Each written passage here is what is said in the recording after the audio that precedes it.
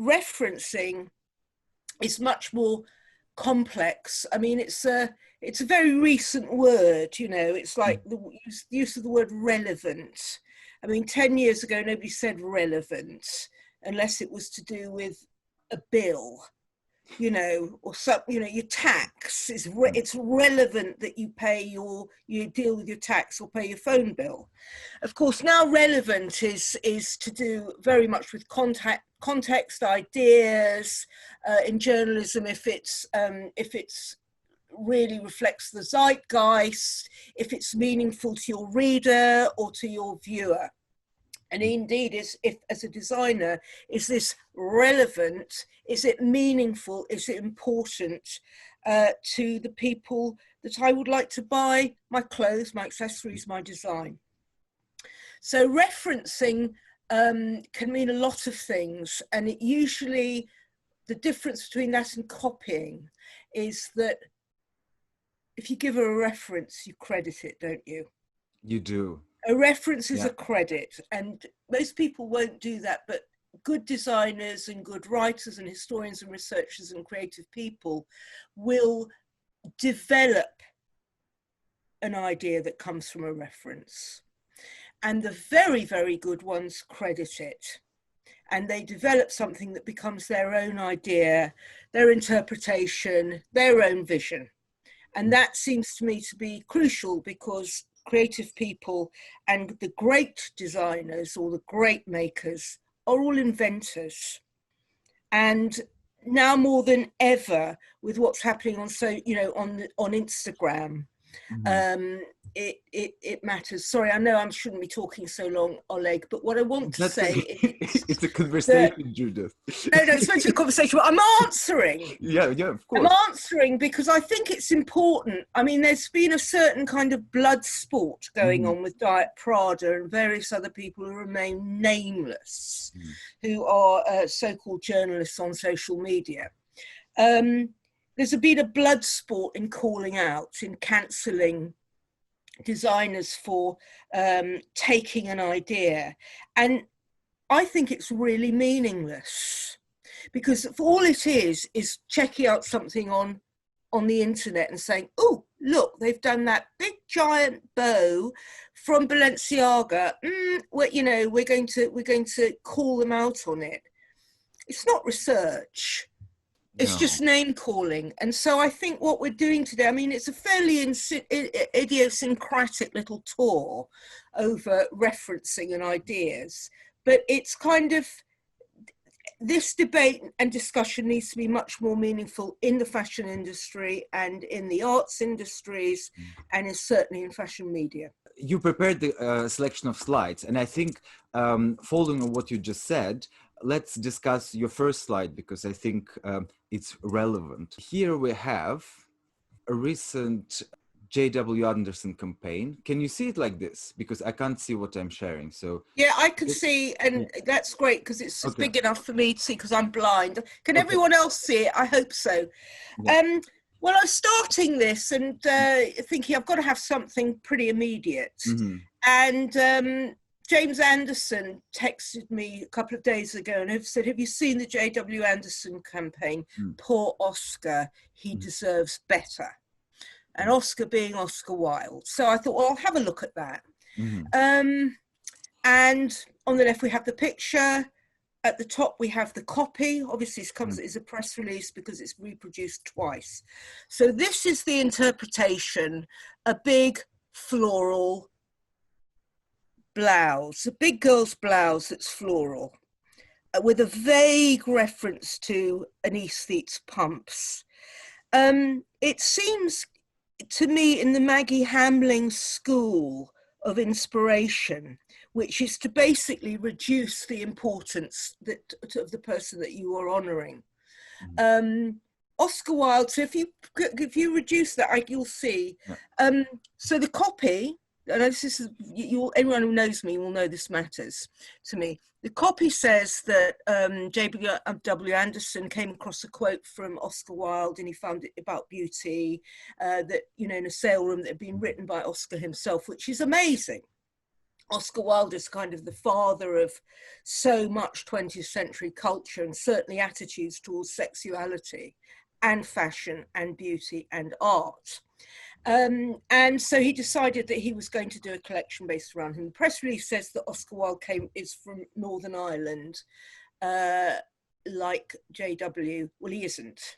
He isn't, and he wasn't. He comes from Dublin. He was born and bred in Dublin, and into the Dublin intelligentsia, and went to Trinity College, and then he went to Magdalen College in Oxford. He was Southern Irish, because this is before partition, through and through and through. He is not from Northern Ireland.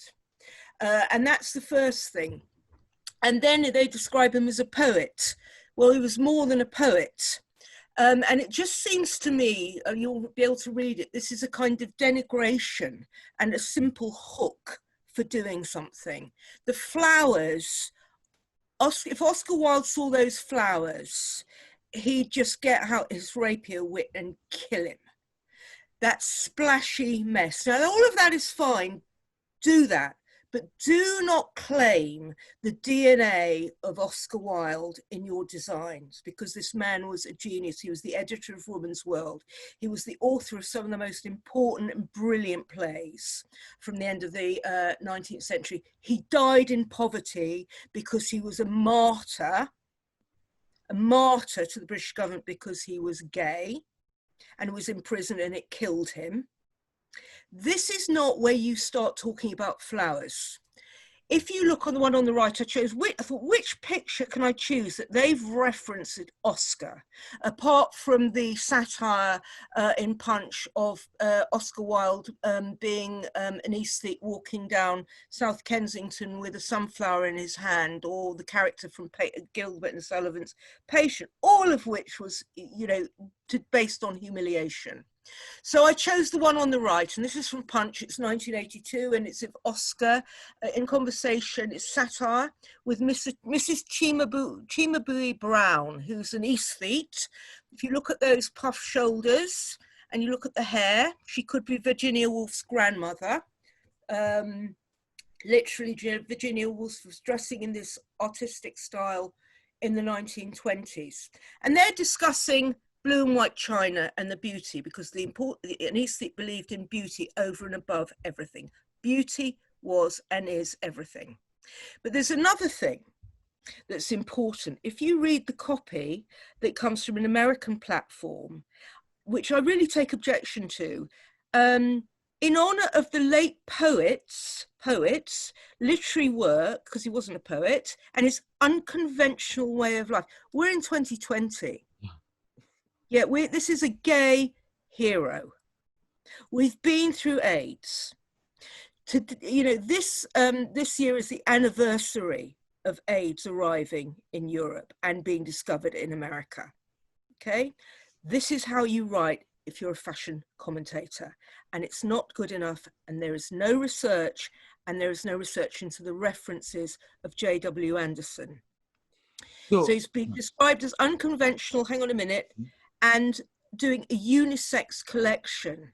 I mean, this is just gratuitous, and that's why it's up there. That is the first instance we've got of crediting oneself with somebody else's work and persona. Sorry, go on. No, that's so. Basically, what you're saying is that they've taken Oscar Wilde as a kind of it's cultural appropriation.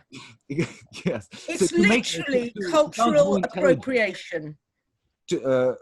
Basically, they create the collection, edit a name to make it sound more intelligent. That's what it is. Yeah. Everybody in fashion wants to be an intellectual now. They've all got to be a curator, and they've also got to write loads and loads of big picture books. Why? It's part of branding. Go on. Right. Okay. Thank you, Ole. Do feel free to ask me questions, but I just wanted to start like that. No, I think this is very good. I think it's very interesting, and it's following to what you said about before we start looking at the slides. I think this is a very good example of a kind of ill-researched referencing. Okay, shall we look at the next slide? Yeah, go on. We have Lee Bowery and Les Ballerus of Monte Carlo. So why did you choose Lee Bowery? Well, you know, a big theme in this, of course, because we're going to be looking at Marchesa Casati as well, who wanted to be a living work of art. Oscar Wilde said that he wanted to be a living work of art, you know, and it spread right through to people like David Bowie, etc. But Lee Bowery was literally a living work of art. He was, and that's why I've chosen him. And it's, you know, only fools do not judge by appearances, said Wilde, paraphrasing him here, only a fool. And this is a fantastic picture of Lee Bowery at Kinky Galinki in 1991. Michael, I've given the credit here, with his wife Nicola, looking absolutely fabulous. And Lee is in this incredible outfit with this fantastic kind of tulle headpiece. And I was interested in that. I love that. I always have, because I've connected it with the Salvador Dali look here that we've got from the Bacchanal Venusberg from 1939, this costume. And so it's, you know, it's a surrealism-driven ballet in terms of costuming. It's about the subconscious, about ideas, about repression, about oddity, and being kind of outside kind of, you know, conventional academic art. But that reference comes from a painting by Dali from about 1936 that was actually used in Vogue, and it's of somebody with a head of flowers, a woman whose head is of flowers. So I just like that, because Lee Bowery never did anything without a good reason.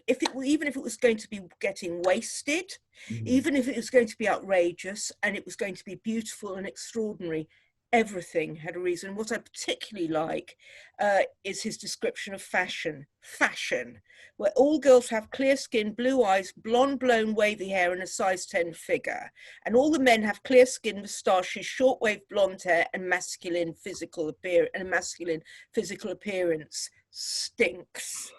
So yeah, it's interesting, because with the teaching, you know, you're always looking for something that, inverted commas, is relevant, and these kind of references are, as I keep telling my students, if you're writing, you know, to have those to tell your reader.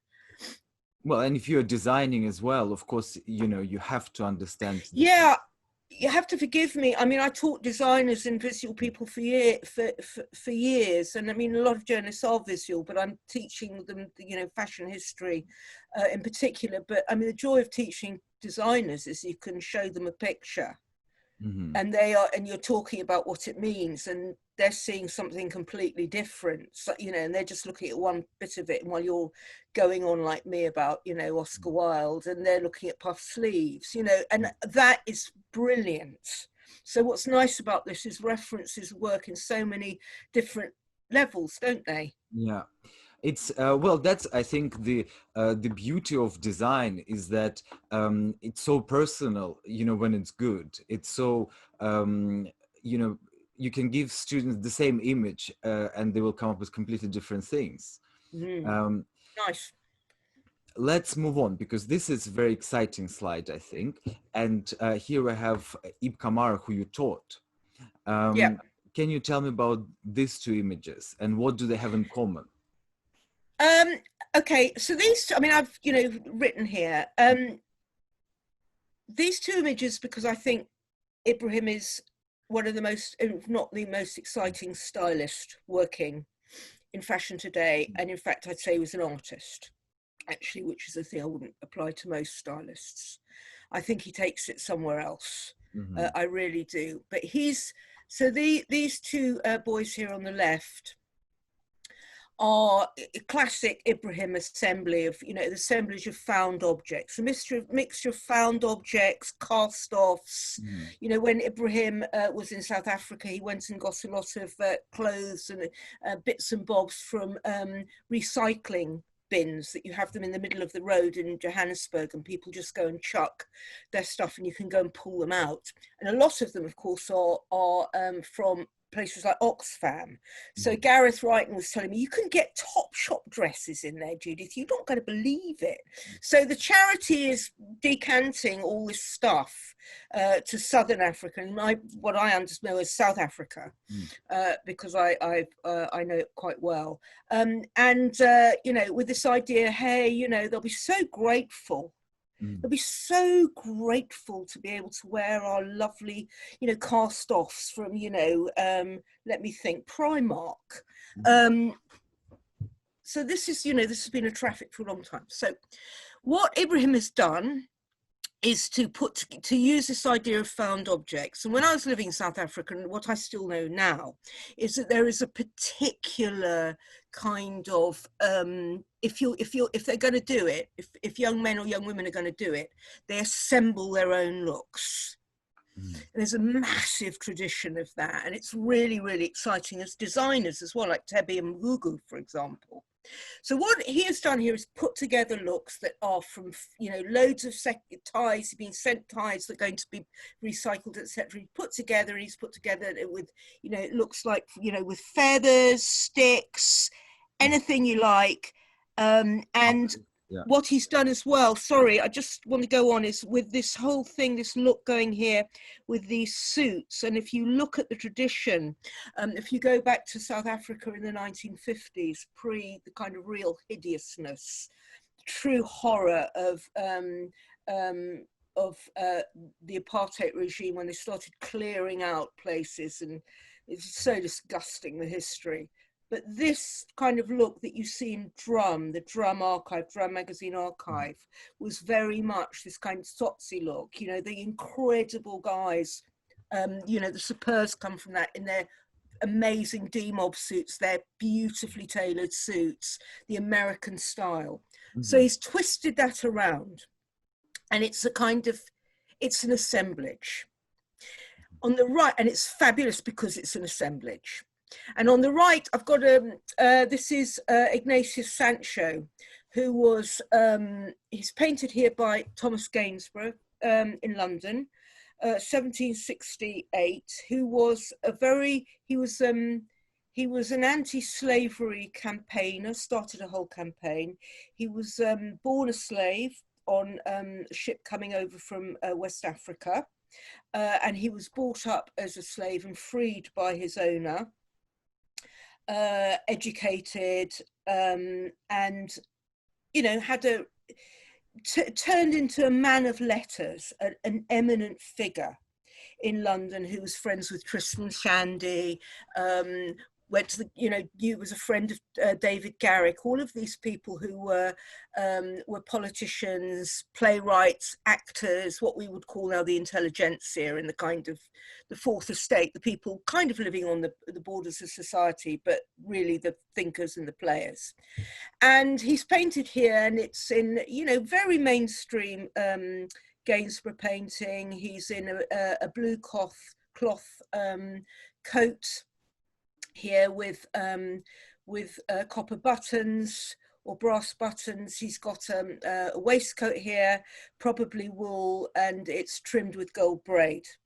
And his linen is immaculate, that was the whole kind of look of the time. So very beautiful white linen, and he's got a black bag wig on, so you can see a black silk band going around his neck. So he's got a wig, he's got his hair, as it were, in a wig. And I thought, oh, marvellous. And this is from an incredible exhibition in the National Portrait Gallery in 1996, wonderful catalogue, which I've got if anyone wants to look at it. But reading about him, he, for all his prosperity, he was always worried about poverty. And, the whole kind of, he writes a lot about how he hated having secondhand clothes, and he was given secondhand clothes as a child, and as and as he was growing up. And in times of poverty, you know, there was a massive secondhand clothes market in Seven Dials near the old St. Martin's building. So he would wear secondhand clothes. And the whole point about the 18th century was the face you put on your best clothes and you put your best foot forward. And you see this, you read this in Moll Flanders, Defoe's book on Moll Flanders, where Moll Flanders, the pickpocket and prostitute, has to get up and go and start life again. She goes and spends all her money on a new outfit and goes out there looking $1 million. And that's a kind of interesting juxtaposition here, because knowing that and his uncomfortableness about it is just a, you know, it's a lovely collusion of, or collision, I should say, of his own words and an image, a beautifully painted, sensitive image by a great artist who was a friend of his. But you unpack it, it's not quite what you're seeing at all. So it's basically this. This is about referencing ideas rather than the image itself. Right? No, it's about researching the truth. Researching the truth. This is about researching the truth. Yeah, this is about finding out the facts, doing your research to build your story. So about knowledge. It's about knowledge, yeah. Exactly. Anybody can do it. You know, well, it's just about digging. So always what I say to my students: look and look and look until you start to see. Yeah. And when you start to see, you'll start to become informed. But it's about, I know that about Ibrahim's image here because I know the history. Yeah. Whether he does or not in terms of Sapphire Town and Drum, if he saw that, he'd have done something quite different. What he's actually done, which is fabulous, is take two suits and stick them over in second-hand ties, really doing a fantastic kind of paraphrase of the kind of the American 1950s look. Yeah, it's brilliant. I mean, his work is fantastic. Yeah, it's brilliant. Yeah. Okay, great. Thank you. Yeah, don't tell me to shut up. Keep going. I'm just worried about time, so I'm trying to make sure that. Yeah, all right, quick then, everything. Get on with it. Right. Okay. So the next one we have Men in Black, and this is very interesting. Obviously, we have Judy Blame here, and Young Man by Bronzino. So obviously, if you look at the garments, they're very different. So what is the reference here, Judith?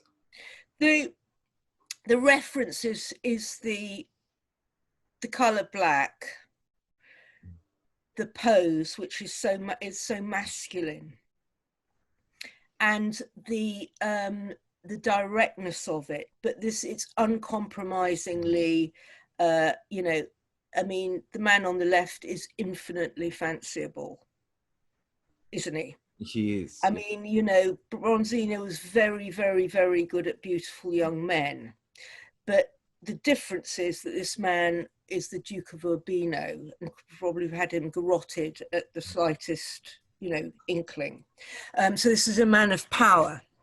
But it's also about the pose. And you see this posture in male portraits that goes from Bronzino in particular through to Van Dyck, through to John Singer Sargent. And it's very specific. And what I love about it is the way that Judy, who had just died when I found this picture, fantastic talent as a jeweler and a stylist and a creative, again found objects, putting them together. You know, the darling of the Cha-Cha Club and Heaven and Taboo. Really an extraordinary person. But what I loved about it is the use of the hands for both of them. So it's quite unusual to see a man in a portrait in this way, bare hands with a book, because gloves were really important. and they were used as gifts at the time. They were, you know, love tokens.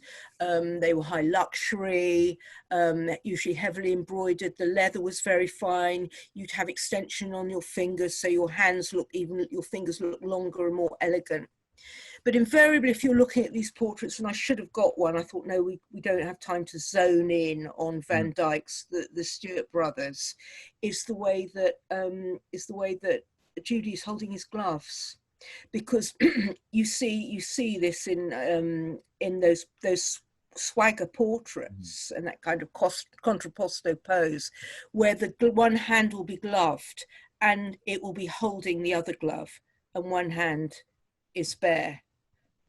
And that hand that is bare is there to show its elegance. So this is a really old tradition.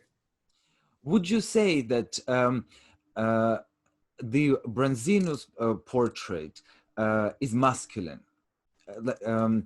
Would it be considered masculine? Tell you what, yeah, that's a very good question.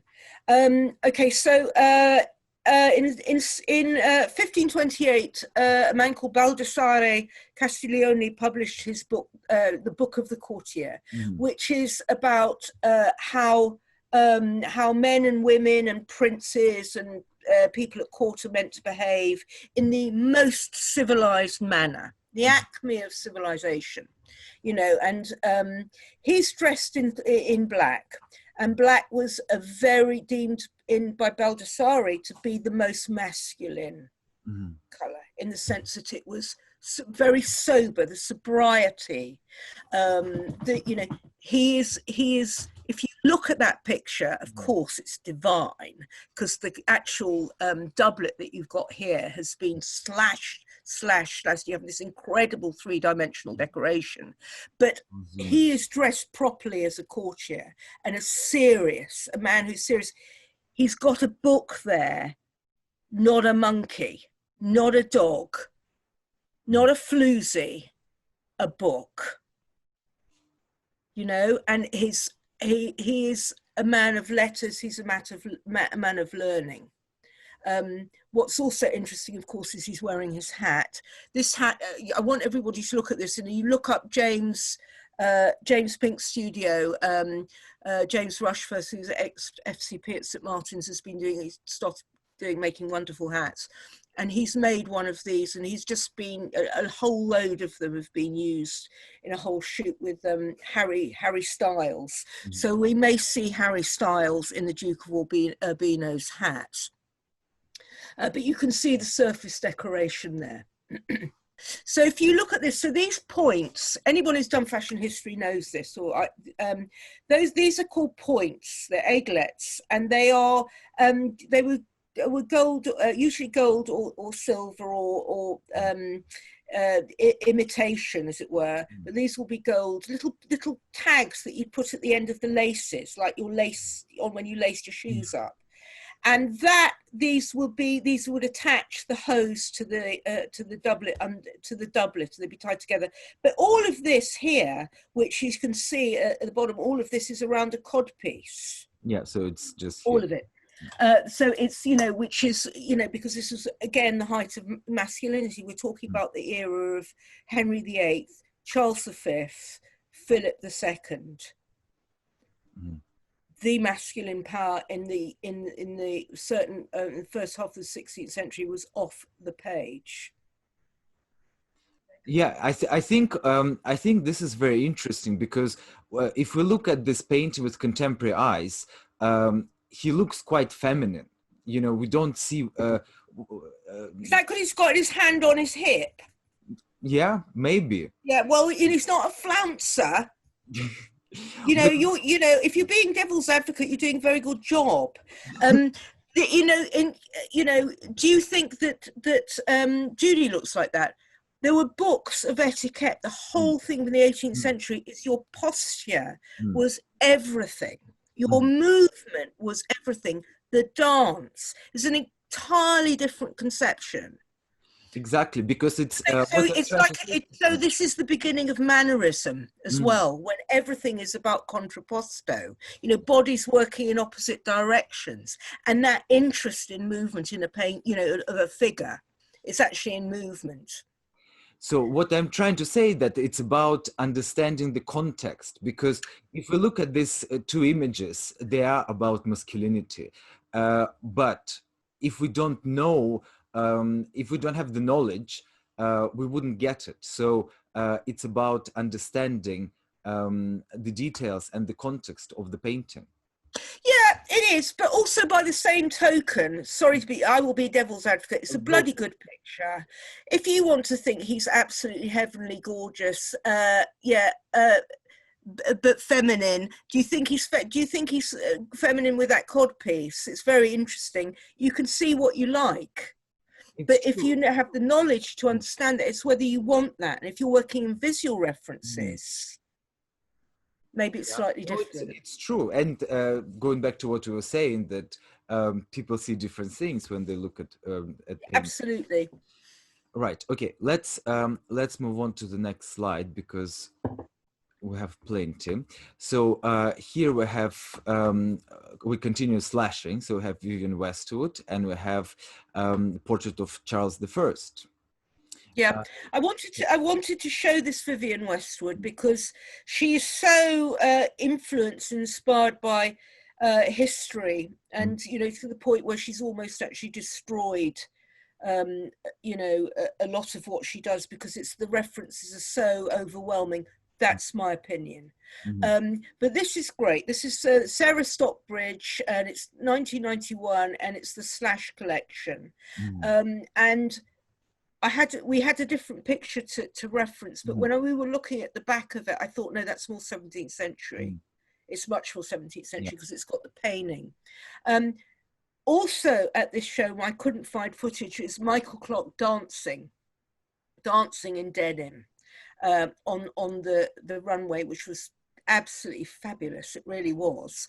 Can you imagine? Showing that you move, but dancing in this kind of, in this the way that somebody might have danced in 1620. But this is painting. So what she's effectively done here, and I'm using my knitting needle, which nobody can see, but Vivienne has slashed and pulled through and revealed in a way that's a direct reference, not to this painting. I've done this, but that's where it comes from. What's interesting is about the swing at the back, because that is masculine. Yeah, she will have been looking. I mean, there are so many of these pieces, and this is poor old Charles I before Van Dyck got hold of him and started making it heroic. There are so many extant garments from the 17th century at the V&A that she will have gone and looked at. But it also goes back to her punk, the kind of thing that she's producing at Sex and Seditionaries, the slashing, which was really, really important, and of course copied by Sandra Rhodes. The billowing shirt, is important, but that kind of mess of the surface is interesting. But again, so this is a different example of referencing, because if in the previous picture with Judy Blame, we looked at the kind of idea of masculinity, the posture and all of that. Here we're actually looking at garments. So it's about studying the garment and reimagining it. Yeah, it is about that. And it's what she does again and again and again. And she loves it. I mean, she longed, in the 80s and 90s, she was desperate to set up a salon. It's what inspired all those, the corsets and everything from, the Madame de Pompadour that you can still buy in the Wallace collection. She really was thinking about another time, for good or not, and she's interesting. She really is interesting in that way. There was a desert island disc with her, and all of her selection was all classical music. I was actually quite surprised, because like Vivienne Westwood, you would expect something punk related. Oh God, no. Yeah. Oh God, no! Way too grumpy. Completely just pieces of classical music also. Yeah, no. Well, that Saraband, etc. Yeah, absolutely fascinating. Right. Okay. Why the baby in the picture? Oh, Because yeah, that's a really good question, Benjamin. I have absolutely no idea. I was looking at that earlier. I don't think it was Sarah Stockbridge. It will have been probably one of Vivian's employees. And, you know, don't forget, Vivian is also maternal. And that will have, you know, that's why she'll have done it. And you know what? Because she could. It looks bloody new, doesn't it, that baby? it does. Yeah. It is strange. It Ben, is. it is strange. Of course, it's definitely strange. Well, Vivian Westwood. Okay, moving on. Now, so the famous Millet's painting of Ophelia that I personally seen a million times in student work. So why do you think it appeals to designers so much? Well, it's. I'm going to be showing a couple of things. I don't know how much it appeals to designers, but it certainly appeals to people. I can start. You know what I mean? It has an incredible appeal. So first of all, it's it's the story. If we can go back to it, it's the story of Ophelia from Shakespeare's Hamlet, who goes mad and drowns herself because basically Hamlet was so completely vile to her. And so she loses her mind. So it's about, you know, mental illness, insecurity, tragedy. And it's painted here by Millet. And it's so this picture is not just about Ophelia. It's about somebody who was, you know, has achieved almost mythical status, who is Lizzie Siddal, and known as the first real supermodel, and the muse of the this pre-Raphaelite artist. So Millet decided he was going to paint Ophelia, and he was going to achieve as much reality as he could in truth to nature. So Lizzie Siddal, who had been a milliner and picked up in the end by Millet, by Dante Gabriel Rossetti, the pre-Raphaelite Brotherhood became his muse, modelled here. And the story is that she modelled in a bath that was kept lukewarm by candles burning underneath, and the candles started going out, and, you know, she basically caught or developed tuberculosis from this, and her lungs didn't recover. Now, what's interesting about it is that that Millet's mother and sister, I think went and found a second-hand 18th century gown off the Tottenham Court Road and bought it. So Lizzie is dressed in that. So she's wearing this extraordinary gown. It's as realistic as you possibly can have it. And she's dying. She's dying in this picture. And, you know, and Lizzie Siddal died also in 1862 of an overdose of laudanum, you know, and she developed this laudanum, which is opium addiction, because she had, you know, the pain of her lungs. She became an addict, really, from this picture. So basically, the picture killed her, we can say. What? So basically, we can say that the painting killed her. I think Rossetti killed her by being absolutely such a turd to her, if you really want to know. But it started off, yeah, absolutely. It's like Vivian Leigh catching pneumonia, you know, sleeping, you know, drunk outside beside a swimming pool. Yeah, it did. So it's tragic on many levels. Okay, but she lives on. Yeah, she does in this Gucci campaign. Yeah. Okay, so you can look at so many campaigns. I haven't put them here because it's so boring. But particularly Gucci, we see this coming up again and again. These kind of pre-Raphaelite tropes that are so fascinating. So here we have 2018. creative director Alessandra McQueen, Gucci's got a complete fascination with kind of wan, pale and fey English people, hasn't he? I mean, whether it's from this to Vita Sackville West, Yeah. and you know, the Vanessa Nicholson and Virginia Woolf, anyone fey will do him. Beaton, fabulous, people floating around with flowers, anything Elizabethan, he loves it. So, you know, it's definitely a personal taste. And also it kind of ties into his, if you look at his own look with that hair, you know, I mean, next thing he'll be standing in a box with a red wig on, being Ophelia, you know. So it is a very personal taste, and it works, this fantasy, this kind of fairy tale fantasy that the pre-Raphaelites were about, which was going back to an era pre-industrial, providing an alternative to industrialized society, materialistic society. And they really were the first real English bohemians. The artistic dressers, the dress reformers, the people who believed that fashion was, you know, deformed women, was cruel to women, cruel to children, exploited dressmakers. I mean, they were all part of this. So that one picture of Ophelia doesn't really tell all of this, but it is attached to this. And I'm very interested that Chris Simmons shows this, because he was FCP, ex-FCP.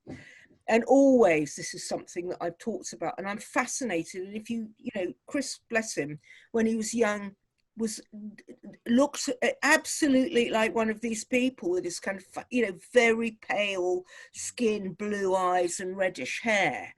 So it's an interesting combination. But I think also what's interesting when we discussed this before is the kind of portrayal of a dead woman, and we've seen many editorials, fashion editorials with I agree. But I agree. Men like this, have we? No, you hardly see any. You do see them in Botticelli, of course, like, you know, Mars sleeping, and you see them in war pictures, but you don't see so many, and certainly in art. Hang on a minute, we've got the death of, you know, what's his name? Oh, you know, the boy with the blue, you know, by Henry Wallace. The death of Thomas Chatterton.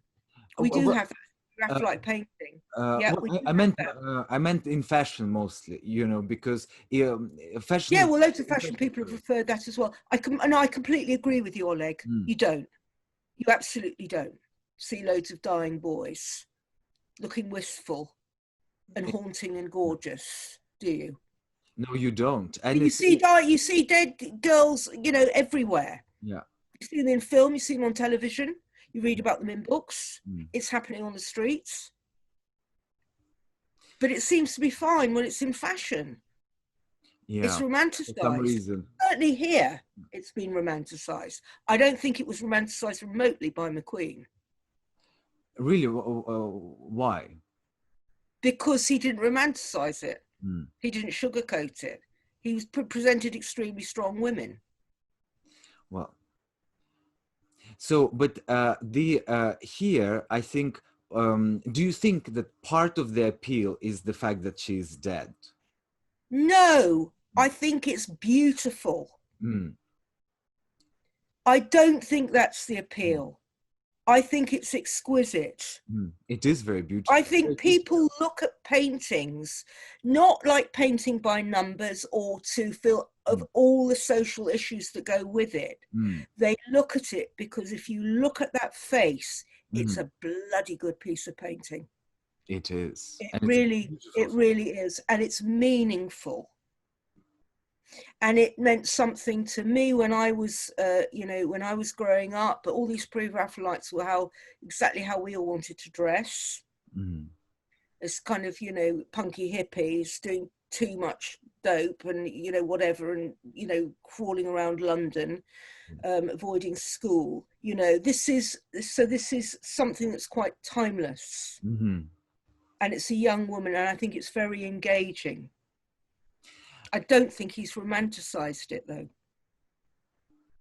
And we have few more examples. Yeah, please, let's keep going. Yeah. Okay, go on, Oleg, ask me a question, darling. Well, tell me about these pictures, because they're all, okay. Jenny Morris, who's a muse and a model. And so why did you select her? It's again about pre-Raphaelites and dress reform. So what's the idea here? No, it comes from, I mean, number one, yeah, that's very good, Shola. I think that's a very good comment. It is serene. I chose it because it's time Gayla Mitchell had more attention, and because it's part of a theme. And so I'm just joining dots here. The important person in this picture is in the middle. And that is Janie Morris, who was part of the love triangle of William Morris, Dante Gabriel Rossetti, and herself. And she's dressed here in, handmade. Sewing machines were around at this time, but it's a handmade dress. It does not constrict her arms, it does not constrict her waist, it does not constrict her movement. It is based on a kind of Renaissance costume, or indeed from the costume books by Planchet of medieval maidens, because they were about living in the past, creating past crafts. Everything that you use must be beautiful and useful. Everything around beautiful and useful. So this is absolutely the alternative to what was going on in fashion. I mean, at the time that she's sitting here, George Frederick Worth was changing switching the crinoline to the bustle in Paris.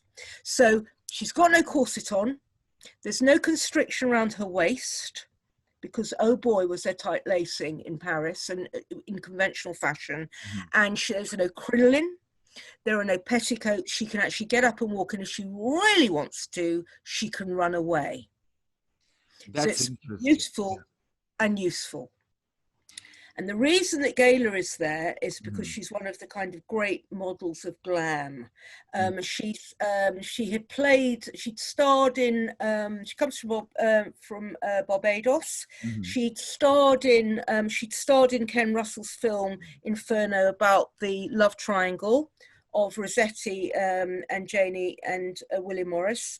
And she dyed her hair red for it.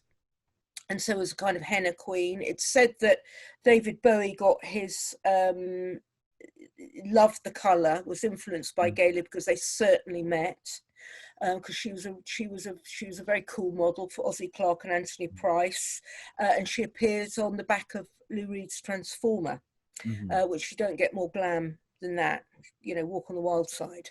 She's wearing here an Ossie Clark dress. Got the ruffles down the front, so it's 1970, 1971. Celia Birtwell print. Celia took the picture.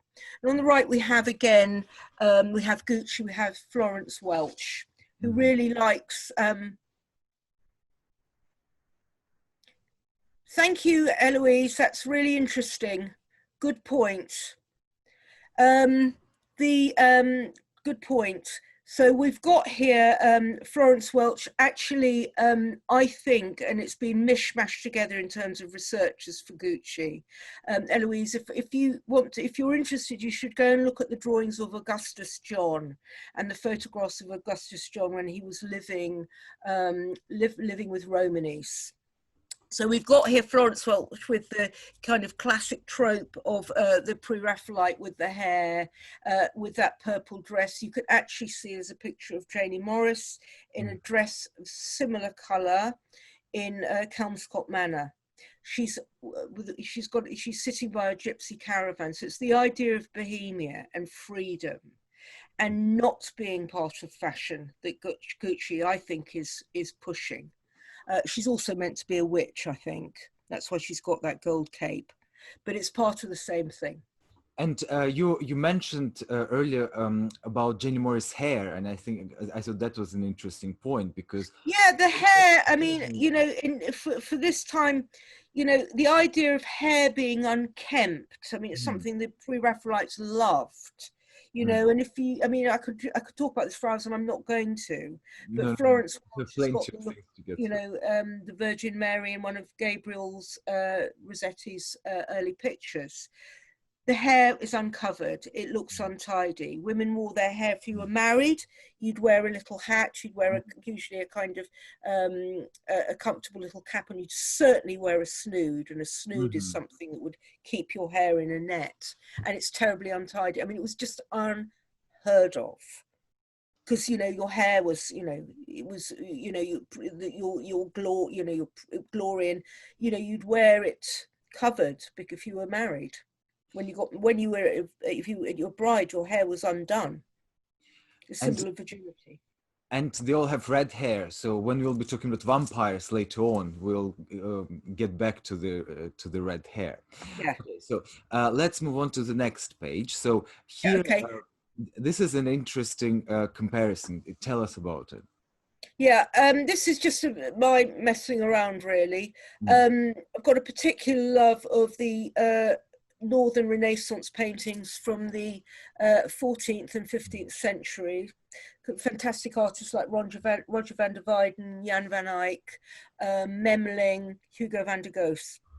And this is a painting of an older woman, circa 1470, by Hans Memling in the Louvre.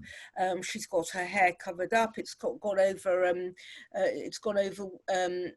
It's over a hood. Sorry, let me just catch this. So the headpiece is a hat. It's gone for a steeple headdress. It's being reduced. It's coming down in size at this time.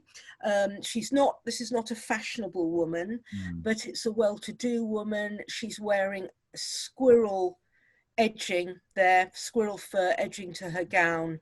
But what she's got is it's the way that linen has been used there and folded and used in such a way and folded back, and the neatness, you know, you cover up your face, you don't show your brows, you don't show your hairline.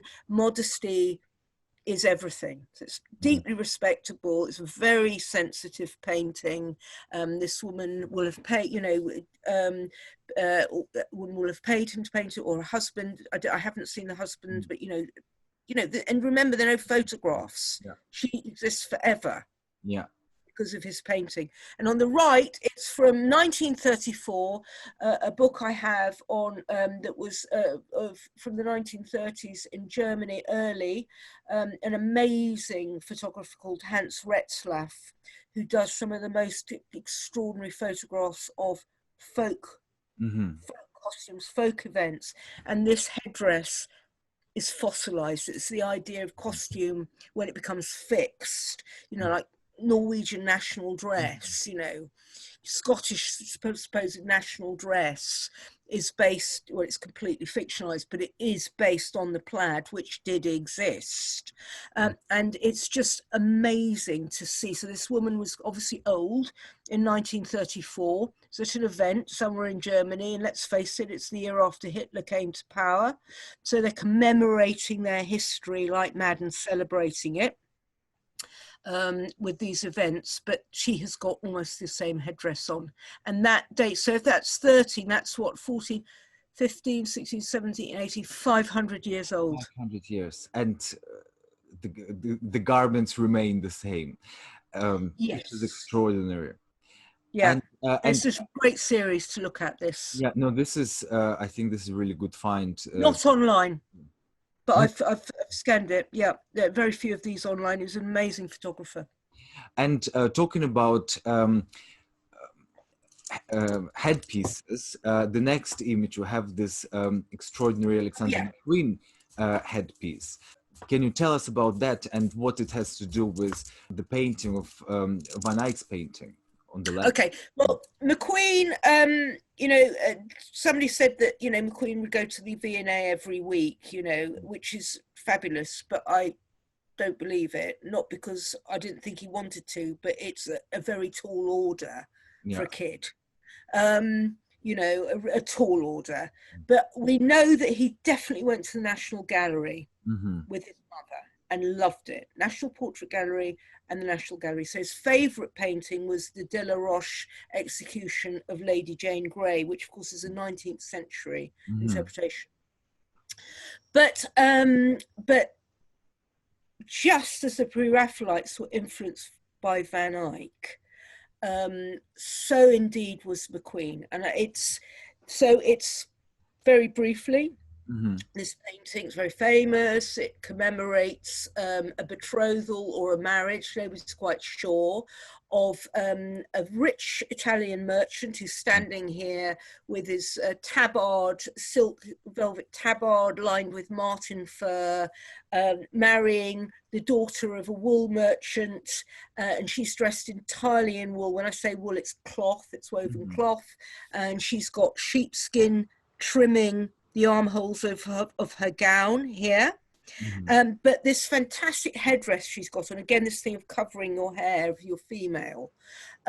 We have here, she's got this horned headdress attached on her hair. It would have been done on a wire with a spring, so it'd go like that. And it continued right through to the 1550s, this. And so we've got the horn headdress, and over it we have a linen kerchief, or veil, for want of a better word, that's got wonderful what's called gophered frills on the side, edging it, which is done with hot irons. But you have this amazing shape, and there are lots of these pictures in the National Gallery with women with these headdresses by Van der Weyden. But this is a beautiful, amazingly famous painting that he will definitely have known and referenced and everything, because he loved the painting of this period, the Northern Renaissance. And that is, of course, the Horn of Plenty. Horn of Plenty was a tavern where one of the victims of Jack the Ripper drank. So, and I believe it was also connected along the line to the McQueen family, in East London, in Shoreditch. But Horn of Plenty also means I've got too much. This whole collection, we'll look at it, is about, the overabundance of stuff. And for every collection, the rubbish that goes with it. But this Philip Tracy headdress with a Lee Bowery lipstick, drag queen lipstick, is particularly interesting because, of course, if you look at it, it looks as if it's what Philip Tracy has done here. It looks, I mean, obviously, there's reference here to the Arnolfini bride, but this looks as if it's sheep's horns. It's a caricature. If you're going to go a caricature of the woman on the left, you'd make it like that. But you wouldn't, would you make it so much like the sheep's horns that you see in his Givenchy collection? Joe, I know Joe's here. I don't know. But the animalistic nature of it is what's very interesting, I think, and how somebody will take an idea, or they've seen it and they've liked it. I mean, it's incredible. There's coifs that he uses in Voss, for example, these medieval coifs, to exaggerate it to such an effect is quite fascinating. But I think it's a great example of reimagining references, really being inspired by them rather than copying shapes or details. It's really about kind of looking and rethinking and dreaming and creating a new fantasy based on that. So obviously you've written a book about Alexander McQueen. Can you tell us about his love for Northern Renaissance? The Northern Renaissance, folks, is there's an Italian Renaissance with painters like Leonardo da Vinci, Michelangelo, Botticelli, for example, and Titian. That's in Italy. And we have the Northern Renaissance, which was based really around the court and the money of the German states, but also Burgundy. And Burgundy effectively became Belgium. And the Dukes of, I haven't got a picture, I've got a divine picture, but I haven't shown it to you, of the Dukes of Burgundy. Philip the Good in particular looks fabulous in black. But he loved these. And again, it's going to the National Gallery and seeing these really meant something to him. And when he, you know, there was a whole thing about the wedding of Isabella Blow, and she in Vogue, and she was dressed entirely in medieval clothes, costume. I mean, I think it really struck a chord, and he loved it, and the realism of it is so extraordinary, and the clothes that these people are wearing are just the richness of it, and the kind of the humanity and the details. I mean, and you know, things like Van der Weyden's The Deposition from the Cross, and you've got Mary Magdalene in a pose going like this, and you can see all the tailoring, you can see the entire construction, every piece that has gone in to her what we call stays or bodice or corset that she is wearing underneath the robe, and it's just fabulous. But the faces are good. So this is Agnes Sorel, and she isn't in the National Gallery. She's in, I think she's in Antwerp. But this was the mistress of Charles VII, and a most divinely erotic painting, you know, with the tightest lacing you could possibly have over this burgeoning, lactating breast, coming out for the delectation of Charles VII, no doubt. If you look at what we've got there, there's a little loop coming out, and that would be how she would pull her. If you were wearing a headdress like that old lady, there'd be a little loop, and you just go tug, because if it's slipping off your head, you just go tug. So it's very. So we've got. It's in silk, yeah, a silken cord. So we've got the evidence of that there, and then we have this look going on here in this Nick Knight painting, specific to Joan, which is so amazing. But also, when I was talking earlier to Oleg about this, you can see the divine Agnes Sorel here has nary a hair on her face. You can hardly see her eyebrows, and her brow has been plucked back. There isn't like a wig that she, you know, kind of a gauze cap she's wearing for a wig. It's not that. There is no hairline. That hairline is back here. Okay. And it's the idea of revealing the face being the, you know, the mirror of the soul, but it's also, it was a fashion. It was a fashion. And so this is a classic example of what the moralists railed against at the time, which, and they'd say, you know, women are full of vanity, you know, they're the daughters of Eve, they're the author of sin, they lead men astray, they're trapping them, they're a total disgrace, you know, and anyone who can read is a witch, and, you know, they're all really scary. So please cover your head up and your face as much as possible so you don't drive men mad with lust so they can't control themselves. I'm paraphrasing. I don't think anyone said that at the time of the pulpit, but what they did say is that for every hair that you pluck, when you go to hell for the sin of vanity, or to purgatory before God decides whether he's going to take you in or he's going to send you up there or down there. Thank you, Hieronymus Bosch, great artist of the period, Northern Renaissance. You will have a red hot pin stuck into that hole. So you've got, for every single hair that Agnes Sorel has plucked out, somebody will have been saying, listen, lovey, when you die, you're going to have a red hot needle or a pin inserted into that.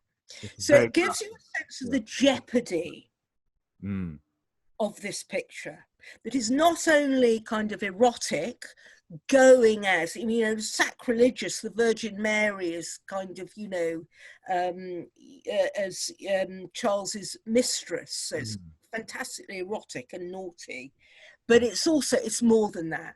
It's about somebody saying, yeah, whatever. You want to tell me about this?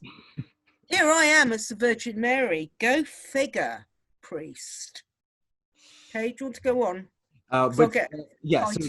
No, but McQueen wasn't the only designer who was referenced in this painting. We have also Jean-Paul Gaultier. Yeah, this is interesting. Yeah. So this these two are from 1994. Mm-hmm. It's a dress and a top by Jean-Paul Gaultier of Agnes Sorel rather. Yeah, it's interesting because I didn't know about this. And because of exhibitions and catalogues, you see this. And it's fascinating. It's really fascinating because it does predate McQueen. But because here we have this. Exactly. Yeah, I think he was very influenced by Jean-Paul Gaultier. And I do say influence, I don't mean copy, influenced. Gaultier, I mean, right now is so kind of underrated, you know, the great book on Gaultier has still got to happen, really.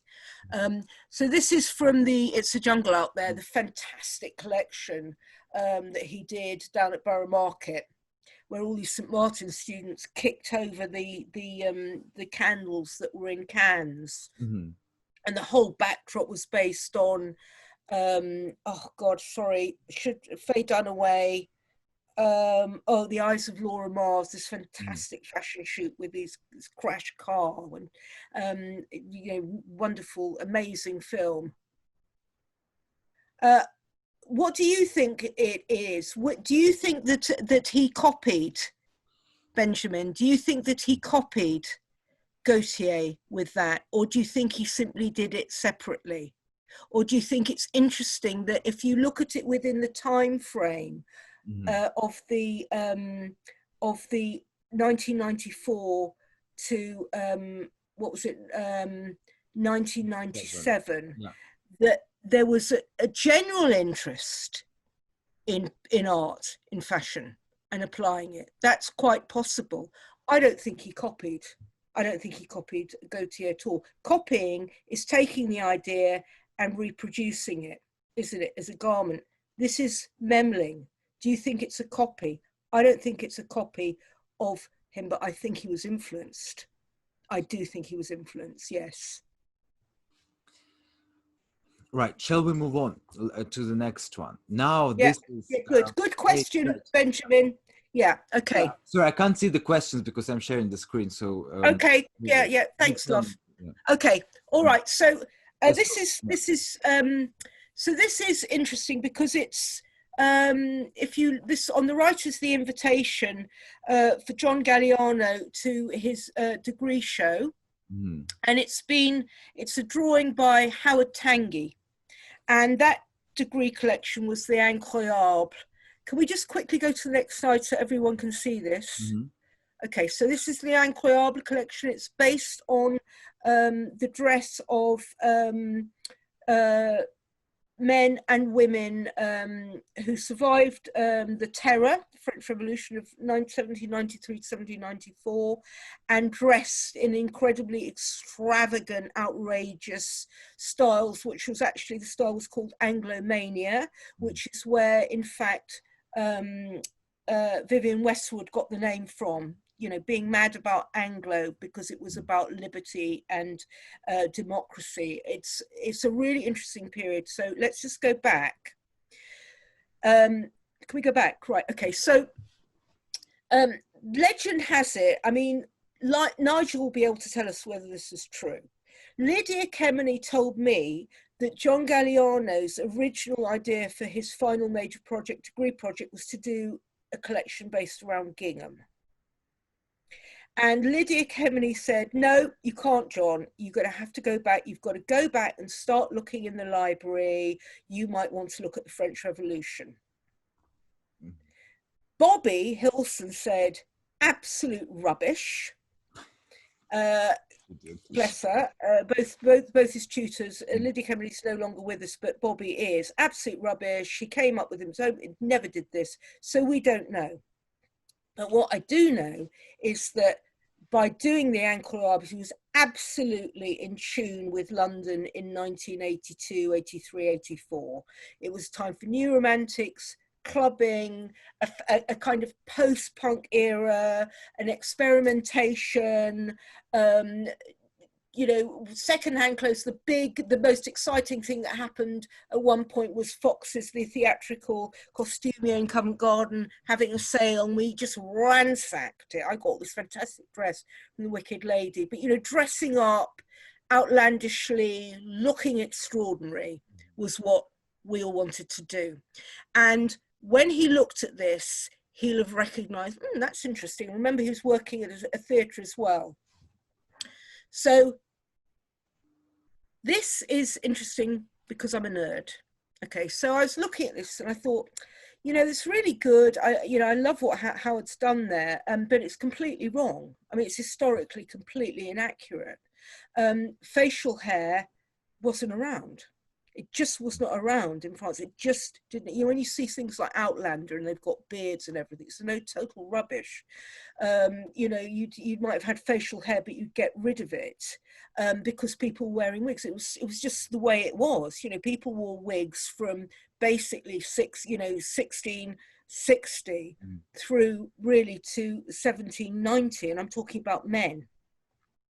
So that's my first. I thought that just doesn't look right, you know, with the moustache and all of this. It looks very marvelous, but I don't think it's right, and that's odd. And you know that the flat front for those breeches is wrong for 1793. It's just wrong. Okay, but that's fine. It's artistic, and I love this picture. It's great, beautiful, very interesting. On the left, I found out where it came from. And it comes from a German costume book from the 1860s. Don't ask me what it's called because I can't remember, and I'm shamingly big spanking to Judith Watt for not having written it down here. Very bad form, Judith.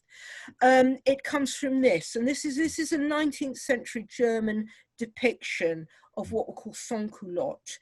And for sans-culotte were the revolutionaries. And it means they didn't have breeches, and men who wore breeches were privileged. They were first and second estate, and they were the nation and was reacting against that. So sans-culotte were essentially peasants. And we've got a man here, sans-culotte, in culottes, without breeches. He's wearing breeches. The Phrygian cap, which is the red cap of liberty that was given to Roman slaves as a sign of freedom, which meant that it was the red cap of liberty, very important, is not the right shape. It didn't work that way. It didn't look like Father Christmas St. Nicholas hats. Very different. If you want to find out what it looks like, you know, there are a lot of depictions of it. And the great coat is 19th century, but these pantaloons here, they simply weren't around at this time in this way. Used for riding, but that shortness of boot wasn't around. And that flat front of fly on 18th century breeches was not around for pantaloons. Pantaloons you pulled on, which is why they were called unmentionables, because they left very little to the imagination. So what's interesting about this is that this is based on something that's totally inaccurate. And when I have before talked about this incredible interpretation and this love of the Ancoyable and the accuracy, it isn't actually the case. Doesn't mean it's not good, but it is not authentic. Now, whether that matters or not, that's a different question. Yeah. Okay. So, and yeah, here we have the collection, and as Bobby Hilson said, it's a kind of European historism with Japanese avant-garde, because obviously we see the shapes and the slouch and, you know, all of that. Well, remember that John was going over to Paris and seeing this stuff, and it wasn't coming over so we could all see it the next day and think, oh my God, quick, have you seen this? We won't see. He would go to Paris and to the collections and come back. I mean, which is a big deal. There was no, you know, on the boat or by plane to see the collections. And of course, it's incredibly Japanese influence and great work that Yohji Yamamoto was doing at the time. And it's a very good combination. Okay. The next one was still quick. I'm going to be quick now because people are going to be dying. Yes. Okay, so listen. So the reason I've got this, sorry, Oleg, you can interject, but I just want to hurry this up because I know how to do this fast. Yeah, the thing is, it wasn't Galliano's. Are you talking about the collection? Yes, artistic interpretation. But the point is, he didn't do that drawing. Howard Tanguy did. And he didn't interpret it, he copied it. And that's the difference. That is a copy of, can you just go back? So I'm just going to show this because this is interesting. That, by lovely Howard, is a copy of that, the man here. And that is a misrepresentation in a book that should have been accurate because the person couldn't be asked to do the research. That's the point. Okay, next. I hope that clears it up. Okay, so yeah, I was going to show you Uzi Blow, but not at this stage. Yeah. So fashion plates, the Galerie de Mode became a massively successful series of fashion plates, fashion magazines, really, in the late 70s and 17. Yeah, Shola, it is absolutely fascinating that history is distorted by laziness. You've taken the words out of my mouth. Very good point.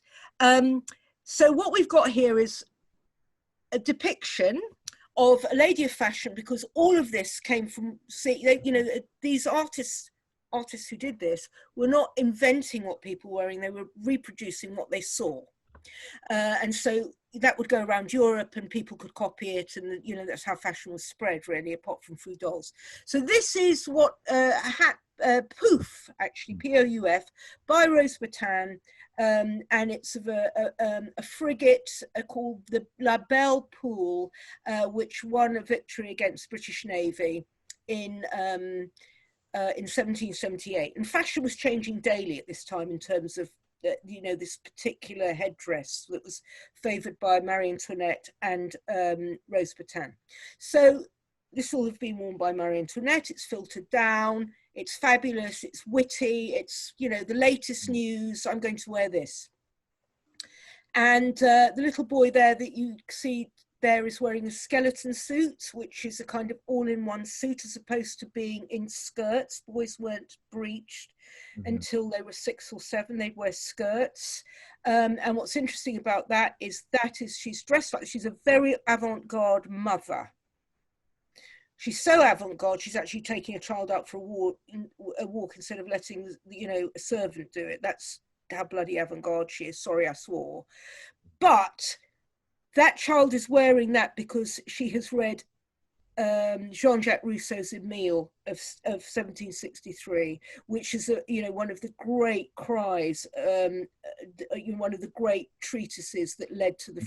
This is about how the zeitgeist changed and led to the revolution, and the idea that children should not be inhibited by restrictive clothes and they should be able to move naturally. It's really important because that is going to become trousers. On the right, so this is a fantastic fashion plate. It's very funny. Beautiful. And Philip Tracy did one for Easy Blow, blah, blah, blah, blah, blah. And on the right, we have something. You were saying. What? It's also about a message. So they use the hairdress to deliver a message, to communicate something. Well, what she's yeah, absolutely. But yeah, of course. But what you have to think about what she's communicating. And what she's communicating is, I've got the latest thing. I am wearing the news of the day. We've just heard about, you know, this victory, and I'm going to wear it. And of course, clothes are absolutely signals for everything, and are used to do that and transmit messages.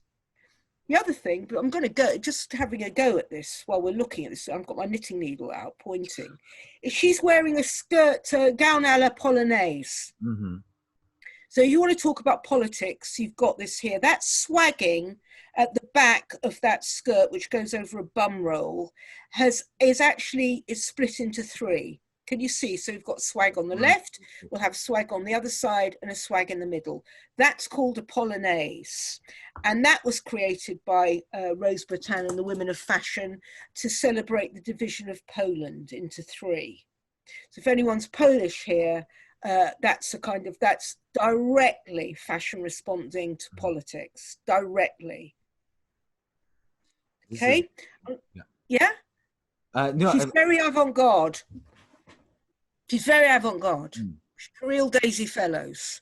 and on the right, we've got, this is a plate, this is from a Cries of London, or Street Cries of London, and it dates to 1815, and it's a man called John Johnson, who's a black Londoner here, who has been, he served in the Royal Navy as a sailor and was obviously injured and has become disabled, and his he would beg, he'd sing in the streets and he'd beg for money because of course that's how you know, there was no money, you had to beg for it, you had to perform. But he has got there to proclaim the fact that he's a sailor and that he fought in the war against Napoleon. It has also a ship as a hat. But the message is completely different. What? But the message is completely different. The message is completely different. It's personal. It's not a. It's a gimmick, but it's also an advertisement, and it's incredibly personal. This woman has never been near, you know, a frigate in her life, nor will she ever. He will have. And you can do loads of layers with this. You know, was he brought over as a slave? You know, did he come over on a boat? Did he come from West Africa? You know, or did he come from the West Indies and sail on a boat? You know, all of this stuff is poignant. And what's really good is we're beginning to, you really feel the presence, you know, of black. You know, of black Londoners, brown Londoners, enormously multiracial in the 18th century. And that's a real winner. That's research. Yeah, this is a brilliant real winner. That just showing off for a minute. Okay, and that's just literally digging. Yeah. If Ibrahim Kumar, I'm going to send that to Ibrahim, and he will do so. Trust me, it's, or you know, or Campbell to photograph. It's so, because it's just so poignant and meaningful. Okay, should we do have the next one? Yeah, let's go to the next one. Sorry, that you are in charge. No, that's fine. Just because we're running out of time, so we have. Yeah, to... quick. We continue the. Hold on. You're doing very well, Lovey. Oh, thank you. You're in charge. Yeah, I wanted to show you this. Yeah, this is, you know, again, hello, Internet, Judith Watt. I love this. Okay, so, you know, you get a lot of artists. It's like, I can't remember, who was it sent on the Beagle to illustrate all the kind of things that were discovered, you know, on voyages. You'd always have an artist on a voyage to record everything, or record what, you know, the topography, the way people dress, the manners, etc., etc. And this is a man called Agostino Brunias, who has recorded here the dress of people in the Dominican Republic. And the reason it's important on a great many different levels. But the way what we're looking at here is the use of cotton and muslin, white clothes here, because of the climate. So you try and dress in cool clothes. And these are women of fashion. It's very, very 1780s with those hats. And these would have been called in those days Creole. And it's worth remembering at this point that Empress Josephine, who came from Martinique, is also Creole, or was Creole. It's a very important, often overlooked fact. So yeah. Go on, you asked me. No, I was just about to say that from this point onwards, we're getting to Marie Antoinette. Yeah, exactly. That's the reason for this picture, is to talk about the roots. It is very, very important. So the women who came back from, you know, these French colonial women who came back from Martinique, who were wearing these chemises, really these cotton dresses, they've taken up this idea. I mean, I won't go into this, but it was linked to classical dress as well. But it was taken up in particular because it was very liberating, and people were trying to, you know, get away from the formality of dress in the 1780s. It was taken up in particular by the artist Elizabeth Vigée-Lebrun, who was very, you know, what would now be called bohemian, and she liked to dress very, very she was very neoclassical, and she wore one of these chemise dresses. And chemise has always been an undergarment. In 1783, she painted Marie Antoinette in a chemise gown. And this was entered into the Academy, and it caused an absolute scandal because it's Marie Antoinette dressed in her chemise. I mean, she's in fact incredibly avant-garde wearing this. You know, she's saying, I don't want the formality of my you know, all those formal gowns. I want to be able to move freely. Jean-Jacques Rousseau says that fashion is restrictive. I agree. It's unnatural. I'm going to wear a chemise gown like my artist friend. And so this was exhibited in 1783, and she had the sharpest rap on her knuckles that could ever imagine. And, you know, it was back to normal. It's very important, it's very influential. You can see, and, you know, this took off in England with people like the Duchess of Devonshire. Everybody wanted to wear a Marie Antoinette chemise gown. So we've got a ruffle, expanded ruffle at the neck, which will be a drawstring neck. And it's fastened at the waist with a sash, a lovely gauze sash, which also Vigée-Lebrun wears. So I think they were sharing clothes and accessories. The straw hat is particularly based on English country dress, and you can see the shape of her body. She hasn't got panniers, she hasn't got hoops, she hasn't got a bum roll. That's her figure. Incidentally, she had the same bust measurement as Marilyn Monroe. Kind of thing I used to pick up from my dear old friend, the late Goldie, the fashion historian. So they had the same bust measurement, which I think was 40 plus, same as Marilyn. And there we have, this, I find this really interesting. So it's Margiela, and it's 1995 spring, summer. And to me, that is a direct reference. It's not a copy, it's a development. So we're not copying, it's an inspiration. You see this again and again with a chemise gown in terms of interpretation of that. And you can see what we've got here. I mean, I could show you, but I'm not going to, of the fact that it's kind of flounced or drawstrings just under the bust, and then at the waist with the same kind of sleeve and the same flow. But what's lovely is that it's kind of got a vest underneath it. But that will have been the wedding dress for that collection. I just find it fascinating. It's just unusual. And well, I don't know, what do you think, Oleg? Well, it is, because you don't expect, you don't associate Marie Antoinette with Margiela. It's the last thing I would think of when I think about Margiela, because he's, you know, so industrial, and but there you go. Great. Next slide. Yeah. Okay. Let's move on. Vampires. Yeah. Right, so we have Simone Rocha here, the vampire's wife. Yeah. So this is quite interesting. I've got a student, Reagan Rubin, who is doing a zine on Simone Rocha, and she was talking about, you know, all those white dresses, and about this, you know, the vampirism, and how, you know, she was very interested in it, and this novel by Sheridan Le Fanu called Carmilla, and about lesbian vampire action, Irish, Bram Stoker, Irish, what is it with the Irish and vampires? Simone is Irish as well, and wanting to explore that. So I said, that's really interesting.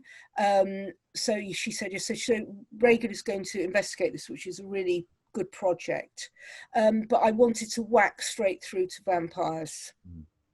So the next one, yeah, okay, so that's how you actually do dress a vampire in white. This is Eiko Ishioka from the film Dracula, Bram Stoker's Dracula, the director Coppola, and Francis Ford Coppola. And if you just go back, I want you to look at it, because I want you to look at the lace. And you've got a lot of this happening with Simone Rocha.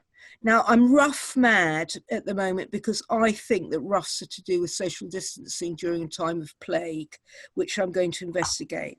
But this is by Lou. If you haven't seen this film, you need to see it. It's fabulous.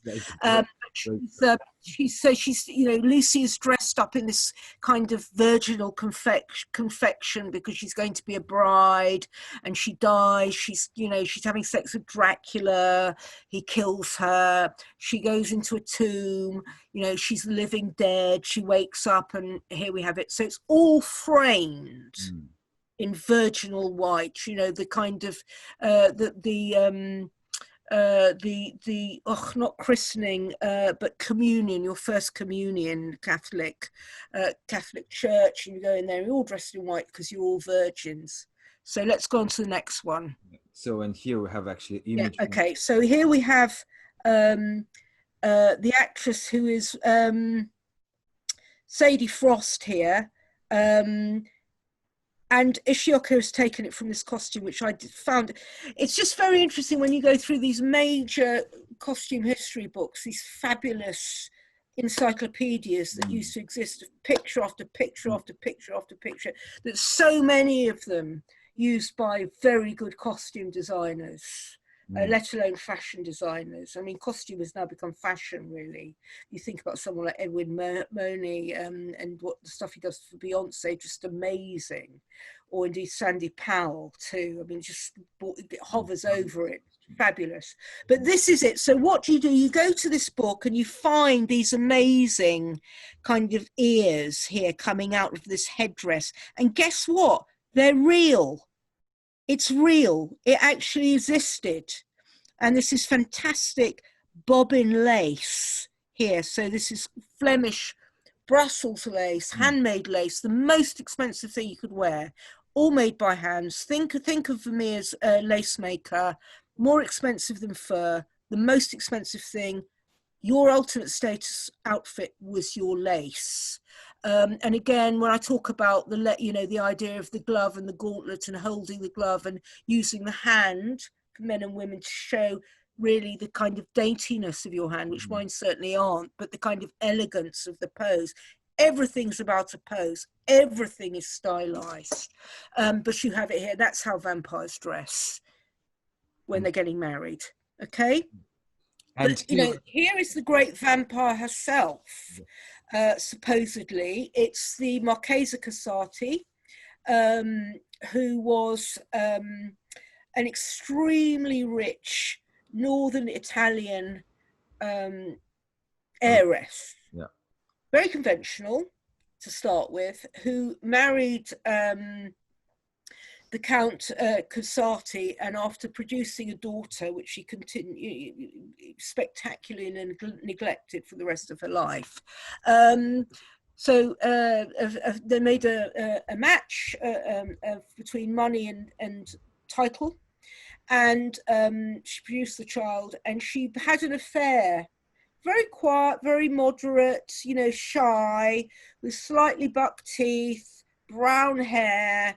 She's here dressed, talking of lace, in Venetian lace, in this gown, lace gown, which we rather think is by the great Jacques Doucet, photographed here, Maison Doucet. And she meets the poet and writer D'Annunzio, the great futurist, womanizer, virtually a necromancer, who seduces her, and her hair shape turns red overnight. And she becomes this extraordinary character where she uses her money to really make herself a living work of art, which is what she wanted to do, but through the extraordinary patronage of artists, photographers, writers, you name it, she did it. And these extraordinary parties that she would hold. And she's, there's the very famous poem about her by Jacques Kerouac, the Marchesa Casati is hanging on my wall. You know, it's absolutely, this woman is a muse for so many designers, particularly Galliano. We did a story with our friend Thomas Person, who was then creative director of Acne Paper. The theme was on spirituality, and we decided to do the Marchesa Casati because she was a great spiritualist. And reader of fortunes, and you know, there are pictures of her looking in a crystal ball. It was all very normal at the start of the 20th century, particularly as we went into the 1920s after the First World War. The growth of the Theosophist Society, particularly with people like members like Elsa Schiaparelli, people wanting to talk to their dead relatives via medium. So she was very normal. The answer to no. Yeah, but this is her by the great Man Ray, and so we have the moving eyes with this kind of, as Oleg was explaining, the open aperture here.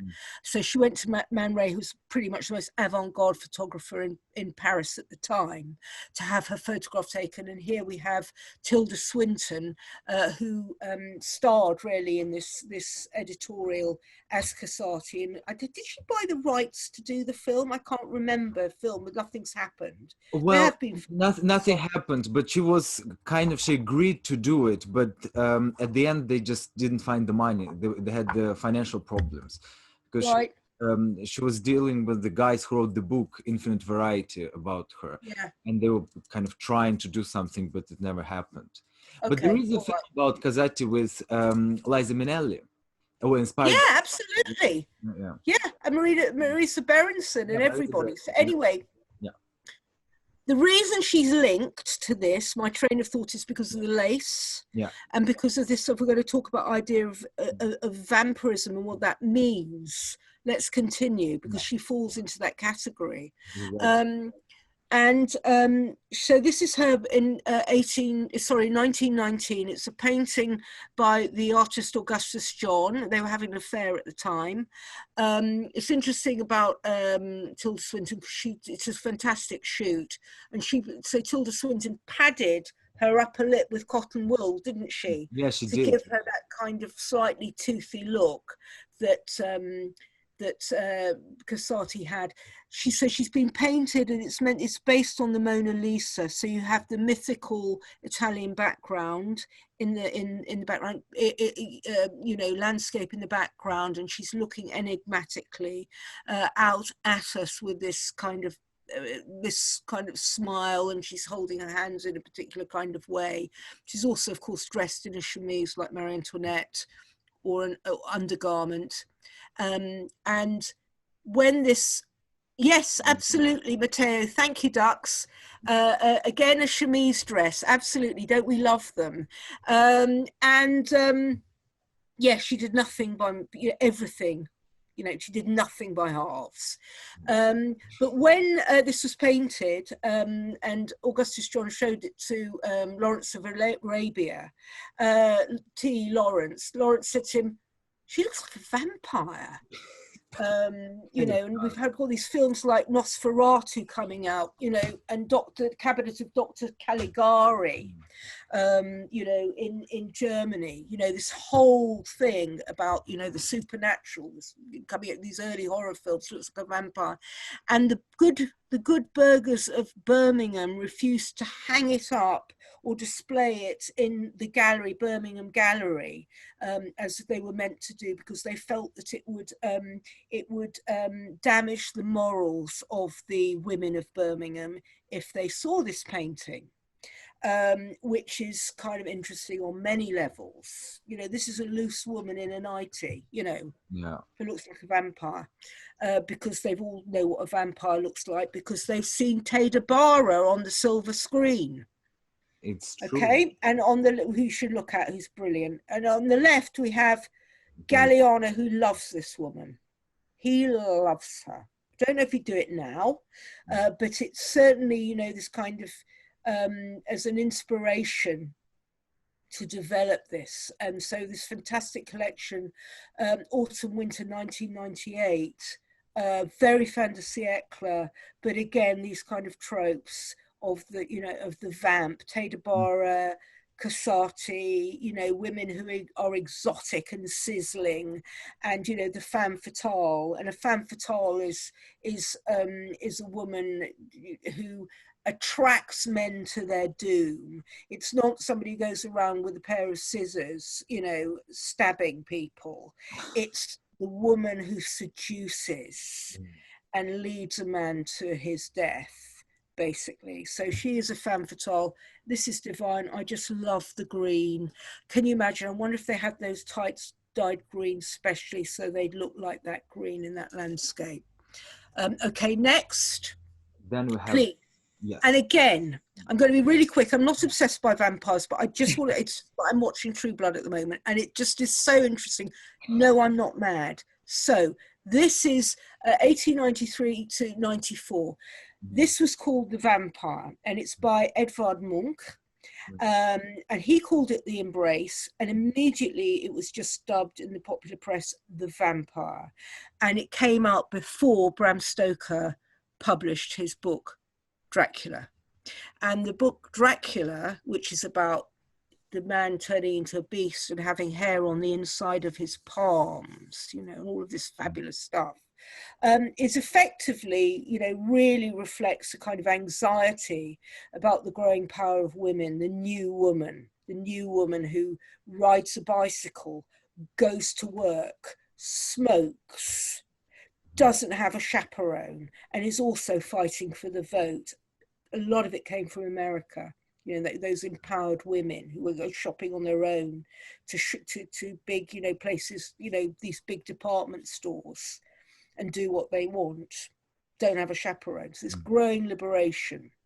And you get this because the Mina, the heroine, is a bit dweeby. Mina, actually, her job is to be a secretary. She's a typist. And she goes in and she earns her living through typing. She's a working girl, as they were then called, not now. So it's very interesting. But this was deemed to be a vampire.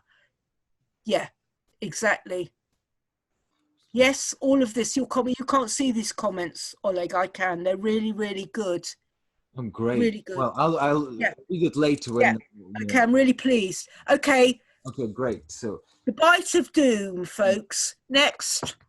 Next we have Galliano again, the same collection. Yeah, this is okay. So the inspiration of John Galliano, this fantastic collection, Galliano for Dior, spring summer 1998, and left the slow awakening after many metempsychoses by Alberto Martini. The artist is very obsessed by her. And she, you know, paid, you know, she's a patron. But so we've got the Marchesa Corsati, half moth, McQueen, half moth, half woman. Yes, absolutely. Hang on, please, Paul. That's a really good. Yeah. Hang on. Let me finish this, Paul. Okay. So this idea of the woman as the Mikasa as somebody who's a shapeshifter, somebody who can be half woman, half beast. It's a really, really ancient mythology there. But absolutely, so the one on the right, very much based on the Poiret and inspired by that outfit on the right, but also look how it relates to the Martini as well, certainly in terms of the bat wing there. And I think there was a lot of influence in that. And what I also want to say about this is that this is spring summer 1998.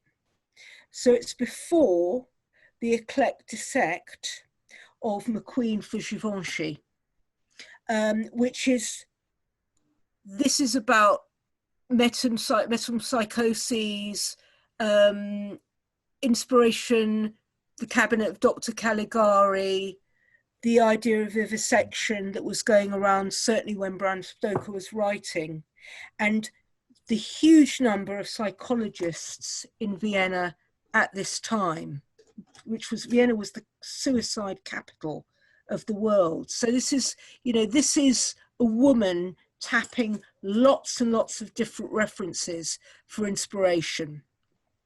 But it was a fantastic collection. Yeah, it's okay. So I've written it down here so everybody can see this. Okay. And next. we'll have a recording afterwards. So yeah. Okay, good. Yeah, Paul, absolutely. Again, and this is based. This will be based on the pictures of Casati as in her 18th century domino at her Venetian carnival and her Venetian parties at her palazzo. We have numerous pictures with her dressed up in this kind of dress of people in the 1760s and 1770s, and you see you've got the little three-cornered hat there, no mask, but it's based on that. Yeah, there is actually a very similar drawing with also a triangular hat and the kind of dress. But you're right, it's from a costume party.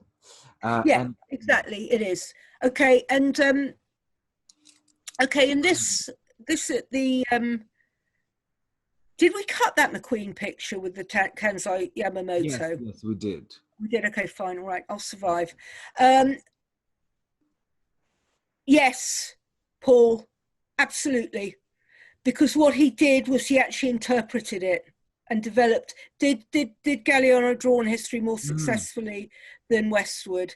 Yeah, I think he did, because he changes it.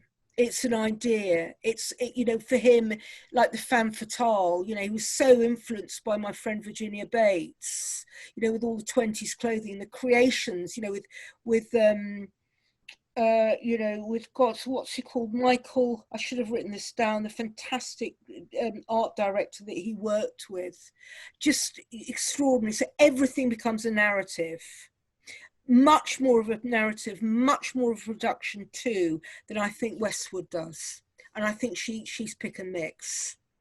Okay, so let me just show you this. So this is 1590s Vecellio costume books. You know, this interest at the end of the 19th century is the colonies are beginning, you know, these expansions of the East India, you know, Dutch in the East India Company to trade with China, the discovery, inverted commas, of the, you know, the new world, thank you, new world, more like old world, and all of these kind of this information coming through, and the way that people dress is a fascination.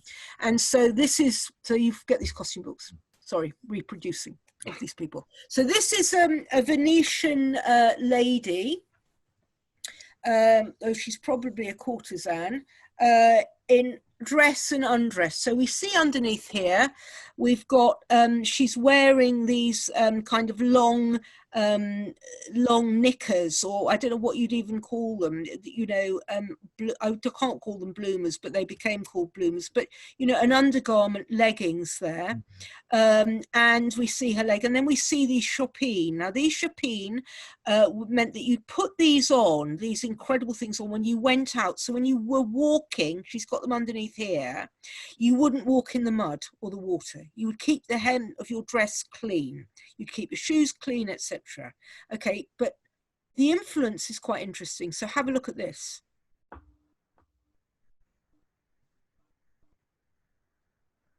We're moving next one? Yes, please. Sorry. Yeah. Yes. So this is, thank you very much, Oleg. Sorry to be so... No, it's okay. It's okay, because we're running out of time. So it's yeah, easy. exactly. So this is Erte, Romain de Tertov, costume designer, interior decorator, extraordinary aesthete, and irrepressibly creative and exciting right till the moment he dropped, dead when he died. So this is his costume design with reference to Vecellio. So I looked at that and I kind of thought, hang on, that reminds me of Vecellio, how interesting. So yeah, hey, you know, bullseye, that's interesting for me. I can show off about it. Fabulous, fabulous. Look at the next one. Yeah. And there you go. Yeah. So in terms of referencing, it's really, You know, it's exciting when this kind of thing happens, that something that was so contemporary and so to do with contemporary technology and with all that amazing digital printing, you know, and the idea of moving forward and saving the environment, and his love of underwater life and fantasy, and it's Plato's, it's Atlantis, the story is there, it's a world, a civilized world that's been submerged, you know, since the ancient Greeks, did it exist, you know, etc. But you have there the styling, it is basically Vecellio. And I'd love to know if he looked at Vecellio, which I think he will have, or if he looked at Urte. But the hair is unmistakable. And that shape, if you look at that whole, this profile of the model here walking to the side with those breeches. Yeah. And that, you know, but it's entirely him. It's entirely him, and the shopping and the raised shoe and these fabulous shoes that he made. This is exciting, and this is iconic. Yeah, there's a reference, but this is completely original. But this is a very good way to reference something, because it's, as you said, it's completely him, and I think this is a very difficult thing to do. You know, when you reference something to well, it's also mad, isn't it? Yeah. You know, it's the madness of genius. Yeah. Isn't it? Thinking, God, that's good. I know what I'm going to do with that. I like that. I love the hair. Like, okay, let's do something with this. Yeah, no, this is really bad. Let's do something. Yes, very on point with Atlantis, Matteo, the shopping. Absolutely. The raised sole, very important with water. Yeah. So, you know, there's a very nice narrative, and I think that's the end, isn't it, yeah, Oleg? It is the end. So okay. I'm going to stop share. So we have here. Wow, we wanted to do 1 hour, and instead we had 2. Yeah. So, well, thank you, Judith. If anyone has any questions, now is a good time to ask, if you still can answer, Judith. Yeah. After this marathon. Yeah, it's a bit, yeah. But anyway, so next week. Yeah, okay, so I'll ask one of my students. Oh, yeah. Or I'll ask James Rushforth. Are you there, love? Or Alex Baboni? Hello, hello. Hello, darlings. Hi, how are you? I'm so good, thank you. Oh, this has been such a pleasure. I've missed this fashion education. For you? Free. I know, it's for free. Can you believe it? It's so nice to have you here. And did you like that reference to you, darling? Oh, yeah, very, very well received. Well, what I love about what you do is you've got these references, and they come in this fantastically Jamesian interpretation that are so kind of sexy and out there, and you know, it's just absolutely gorgeous what you're doing. I've got a new hat coming out that you'll love, and it's inspired by the Ossie Clark jumpsuit that he made for Mick Jagger. You know, the white. Oh, is it? It's based on. Yeah, and it laces up, and instead of sequins, it's kind of like clear palettes with these pressed stud metal parts that made this fabulous hat. I'll have to make one for you, especially. Oh, thanks, Doc. It's one of my points. Like, I have agreed to be more transparent with my references, because it just make it all exciting for everybody. So, when I show this hat, I will not neglect this fabulous image of Mick Jagger strutting around with his bulge. Yeah, it's very good. It's a fantastic. Have you seen the reference of him that I've got of him backstage having his makeup put on, wearing an Ossie Clark jumpsuit? Because I'll send you that. No, you'll have to send me. So fun. It's fabulous. It's really fantastic. Oh, James, it's so lovely to have you here. Ollie, do you have a question, darling? Or I saw Alex flash up, the lovely Alex Baboni. Ollie, do you have a question? Not necessarily a question, but I know I was speaking to James earlier, so it's lovely to hear James's voice. But I was going to say something about that hat and about that reference as well. Come here. About his bulge, because I remember reading in Heath Richards' autobiography that he said something like, oh, Marianne had no fun with his tiny todger, and insinuated that he wasn't very well endowed. And it was in 2012, and there was a whole thing around it about whether he did in fact have a tiny penis or not. I don't believe it. I don't believe it either. Sorry. Like Sorry, I'm sure this is very infradig, by the way. Ollie, trust you to bring something like this up. In salubrious surroundings. I don't believe that for a moment. But no, I bet you Marianne is very, very, very, very, very angry with him still. Yes, well, she came out and said, she alluded that it was true, but then Jerry Hall came out and said, I was with him for 20 years. Keith is just jealous, etc., etc. Yeah. You know, and Keith did it. I remember Keith apologized for it, but then afterwards said he would have done anything to get the band back together. So. Right. Okay. Well, that's very interesting. Thank you for that. I do have a question. That was relating to someone's earlier. I think Paul asked, "Do you think Galliano drew on history more successfully than Westwood?" I had a question relating to that, and about like, do you think how would you encapsulate the way that Westwood drew on history in a completely neutral sense? I think that I know that she was very obsessed with the meaning of it all. So it becomes very symbolic. And for example, because I remember this, when she appeared, I think it was Russell Harty was it Russell Harty or was it, what's his name? Terry Wogan, on this chat show, and I was your age basically, Ollie. Most people here, and she came on. She came in full body stocking, nude, with this little fig leaf bouncing around. I mean, I saw this live, and she came on, and everyone was laughing their heads off, and blah blah blah. And she said, "Well, I mean, she was brilliant, She really was. And yeah, well, this is it because it's, we need to go back to pagan mythology. We need to go back to the civilization of ancient Greece and Rome. And that's what this is about. There's nothing more beautiful than the body and the nude statue. And this is absolutely true. And she was painstaking about this. So, when I met her, she loved Beau Brummel. Some of those pictures of Beau Brummel that I showed some of you, because of this very much a neoclassical belief that, your body, your clothes were there to improve the look of your body by brilliant tailoring. And if, you have a kind of slightly kind of drop shoulder, or, you'd wear something that's tailored so it improves the line. And so but everything about her is, what's the idea? So Madame de Pompadour is a salon.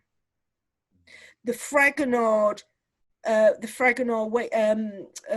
corset is about a salon and civilization. I don't think that John Galliano gives a shit about that. What he does care about is what it looks like and what he can create from it and develop. And I think that I think Westwood was fantastic, early on. I mean, absolutely amazing, particularly with McLaren. But I think she overthinks it. And I think it's an agenda. That's what I think. And good luck to her. But that's the problem. What do you think? Sorry, I don't want to take up more time. Quick. But what do you think? I don't know if... Go on, I know what you like. Go on. What do you think? What do you think of Andreas is doing, or do you think there's no I don't think anything. No. I don't think anything at all. Absolutely nothing. What I do think, however, is about the references, and I haven't got it, but the put it this way, the influence of a story by Ed Kamara that is, let's put it as, inspired campaign in the most shocking way after he'd allegedly shown his work be called in, that I have a problem with. Yeah, completely. Well, thank you very much. Pleasure, Gabby. I'll see you tomorrow. Yes, Would anyone else like to ask a question? Joe, Hi. hello, darling. I have one just about Matty Boven, because I don't know, everybody will know that he's coming up in our new podcast series for Beverly magazine. But also just in terms of referencing, he's the sort of one that comes to mind in terms of new sort of London-y designers. And I wondered what you had to say about his kind of mishmash, magpie sort of way of referencing, pulling things together, and what you sort of think about him. I think he's a very good print designer. Mm-hmm.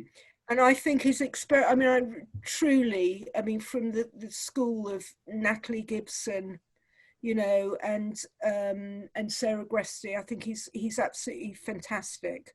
I think the colours are amazing. I think that, I don't really want to say anything because he's a friend of mine. Mm-hmm. But I do think that he himself is extraordinary. And I think he's a very serious designer. That's what I do think. I think he's absolutely serious about what he does. And that commands enormous respect. But, you know, he's had amazing help with Katie Grand. She's a great supporter. But, you know, he's done it himself. You know, he has done it himself. But some of it's very good. Let's see what happens, because he's really young. Mm-hmm. Let's just see. I mean, what do you think? Is there a signature? Is there a Matty Boven signature? There's Matty Boven sort of style. I think that I know when I see it, but basically what it is that loads of things are piled on and stuck together, and it looks that kind of crazy hanging thread sort of. Yeah. I interviewed, who did I speak to? Caroline, what's her second name? Fashion history. Oh, teacher. Yeah, Evans, Caroline Evans, yes. Caroline Evans, yeah. And she sort of said that it always looked, when all of his uni stuff looked like it had sort of been like just dragged off a tree, just there and then, and like stuck on. And it was that kind of like pulling it all together, but I think it was, yes, it might have looked like that, but I think it was extremely carefully considered. Well, well, this is the thing. Yeah. And I guess there's something in making it look like it's just been. Yeah. I think, you know, if one was to kind of create some kind of, you know, if I was going to write something about it, I would say that Matty Boven reflects perfectly the chaos of today. That's what I'd say. I think he's absolutely spot on, whether people want to hear that or not. You know, whether they want to hear about the chaos is different, but I think that's what he does. And also, what's interesting about Matty, of course, is he's liberated himself from London. I mean, we've got James up in Leeds, we've got Matty up in York, you know, and this movement away from London because it's so bloody expensive for designers, you know. And also away from all of the conglomerates and things, because he was at Louis Vuitton for a bit because he won the scholarship thing and left early because it was he did. So interesting. He left early for, we put it this way, you know, just so anyone thinks it's gossip, of his own volition. Go figure. Yeah. So. I mean, I wouldn't imagine the kind of corporate thinking would suit him at all. No. But he is but the thing about him is we're looking at this and what we're starting off with Oscar Wilde. I mean, Matty is a living work of art. Mm-hmm. The decoration, it's about him, isn't it? It's about a kind of reflecting on that. But, you know, I mean, what was it, Ethan, who's not here, Ethan O'Connor, his friend who we work with on FW, says he's like, you know, he's got a John Waters sense of humour. You know, he's fabulous. But, you know, all that makeup and the beard and the long hair, and he's very pragmatic. And but he is that living work of art, you know. I mean, put it this way, if Lee Bowery bumped into him, he'd have a kindred spirit. And with those fabulous necklaces that his mum makes as well. Yes. So good. Yeah. Okay, they're very good. All right, that's good. We've got the Matty fan club out of the way. We love Matty. Anybody else? Hi. Hello. So I was going to ask, it's a more practical question, and it's So if you Do you do want to put your commentary, camera on, Shola? just give me a second. I need to Yeah, put I the know. lights on. See you. I mean, more I of a had to creature. put my makeup on to do this, so you know. No, I'm more of a creature of darkness, I'm afraid. Mm. I like the solitude of anonymity. Okay, go on, Okay. talk. All right, here we go. Oh, Hi. hello there, Shola. Hi. So I was going to say, my question is more about symbolism and referencing. Yes. So a lot of times, trying to pull together a narrative, especially if you're designing from a point of view of social commentary, it's quite like people sometimes find it a jigsaw puzzle to put together a clear narrative across references. Is it much better to just put your ideas out there and reference at the end, or start from a place of reference and at the beginning and then have people sort of like work it out or find a way to interpret it themselves? Well, I think Oleg is the reference queen here who can answer that. But what I want to say, Shola, is that people can overthink referencing. I wouldn't worry about it if I was you. I would just be original, have your own voice. It's what McQueen did. You know, it's like you just go out there and you do it.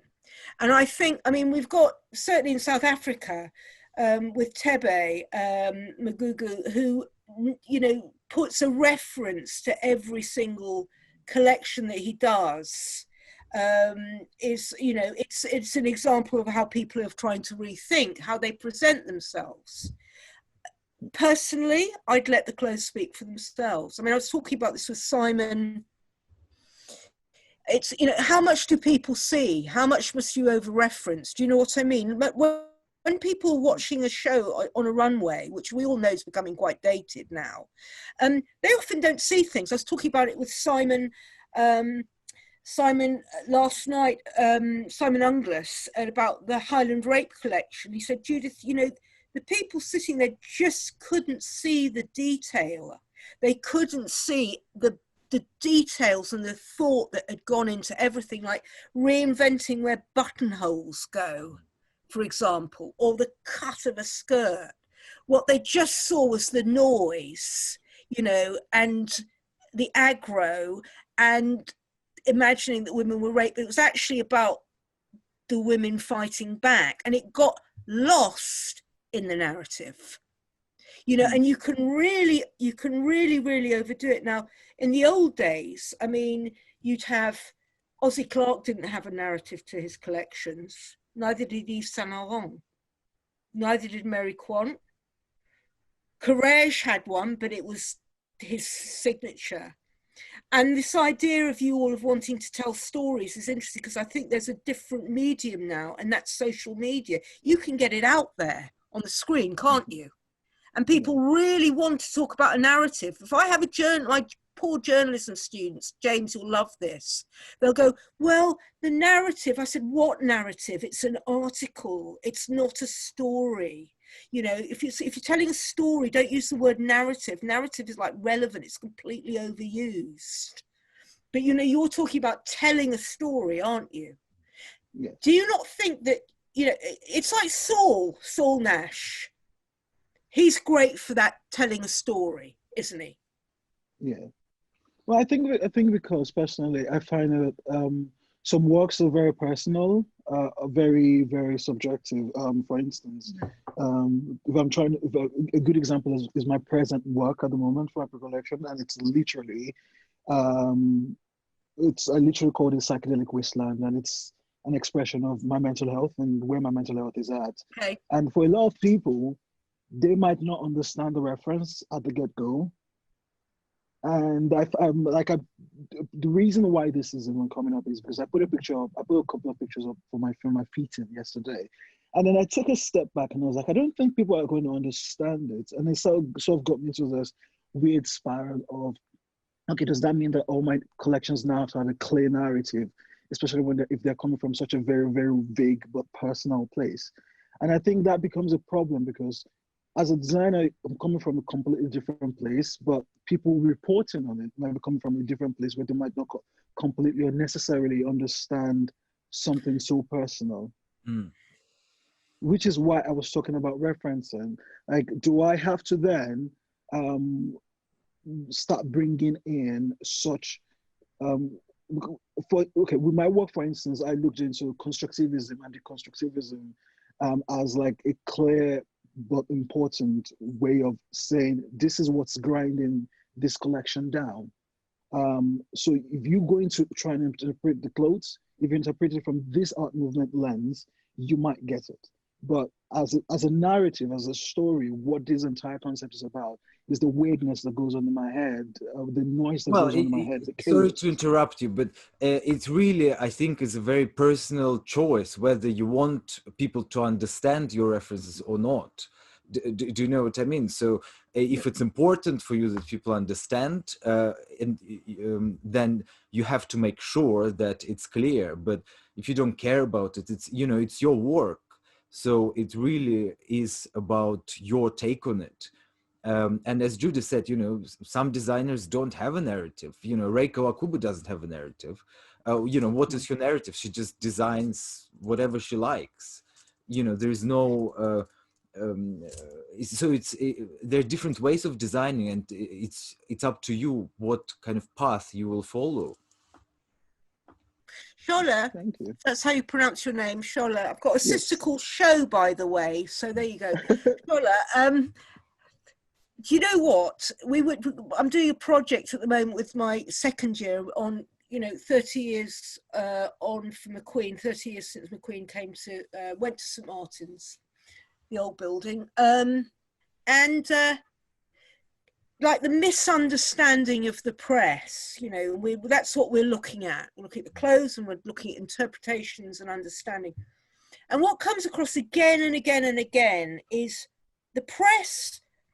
The people I'm training now all are trained, and they're journalists and writers, to have references, because you wouldn't expect a sports writer not to know what he's talking or she's talking about, would you? Why on earth would you expect a fashion journalist not to know? And just not know their subject. And what I do think is important, I know there's a load of rubbish written in press releases that it just should go into a Sude's Corner in Private Eye every week. But what is important is not encouraged at colleges. And I think a lot of it at the time is because, you know, you're not writers. Your creativity is in a different medium, isn't it? It's a different form. You should tell the press what it is. Why don't you just tell the press? If you want them to understand a narrative, and you do it really simply, because some of them aren't very bright and they've got a limited amount of time, this is what it is. That thing that I did for J.W. Anderson is written by an idiot. He's not written it. It's written by a complete idiot. It's wrong. It's you know, and God forbid it landed in my hands. You know, and he deserves better than that. And so does Oscar Wilde. But I don't know, you know, where you're at college or your practice or anything like that. But learning, you know, I think designers need to be able to articulate their work. And I think you need to be able to articulate what it's about. And John Galliano is not articulate. He had somebody writing everything for him called Camilla Morton for years, everything. And she did it very well. You know, it wasn't pretentious bullshit. It was very, very clear, particularly about Casati. If you don't have that, I'm speaking to all designers here, and you know, I encourage my students to get to know designers, because it's the most exciting thing you can do as a writer, is to know a designer and understand the way that they work and to work with them. Get somebody to write it for you. Because what you're actually saying is, do I have a narrative so they can understand it? What if they don't understand it? Tell them. This collection is boom, boom, boom, boom, boom, psychedelic wasteland.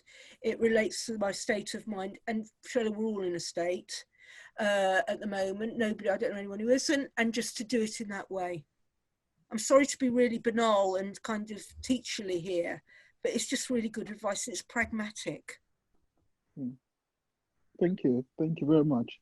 Total pleasure.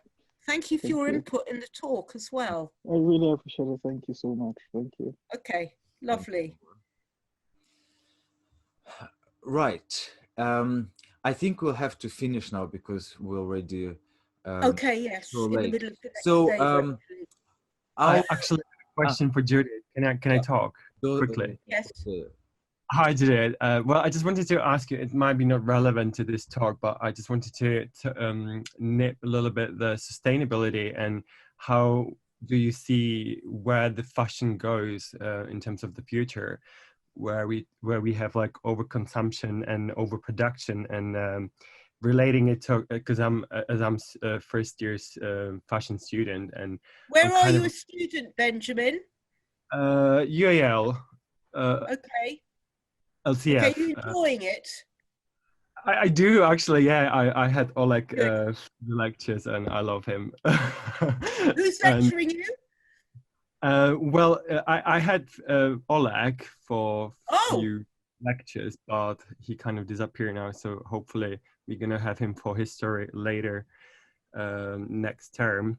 So yeah. So my question was, what do you think, or what would you advised as a like me, as a fresh starting designer, where should I be looking at and for? Because I don't know, it's really difficult right now because as you know, like there's just so many graduates, every year, and the industry is really, really hard. And then like we kind of like are, I don't know, I just recently realize like the UAL standards, or how it's been thought, like that the way it's presented.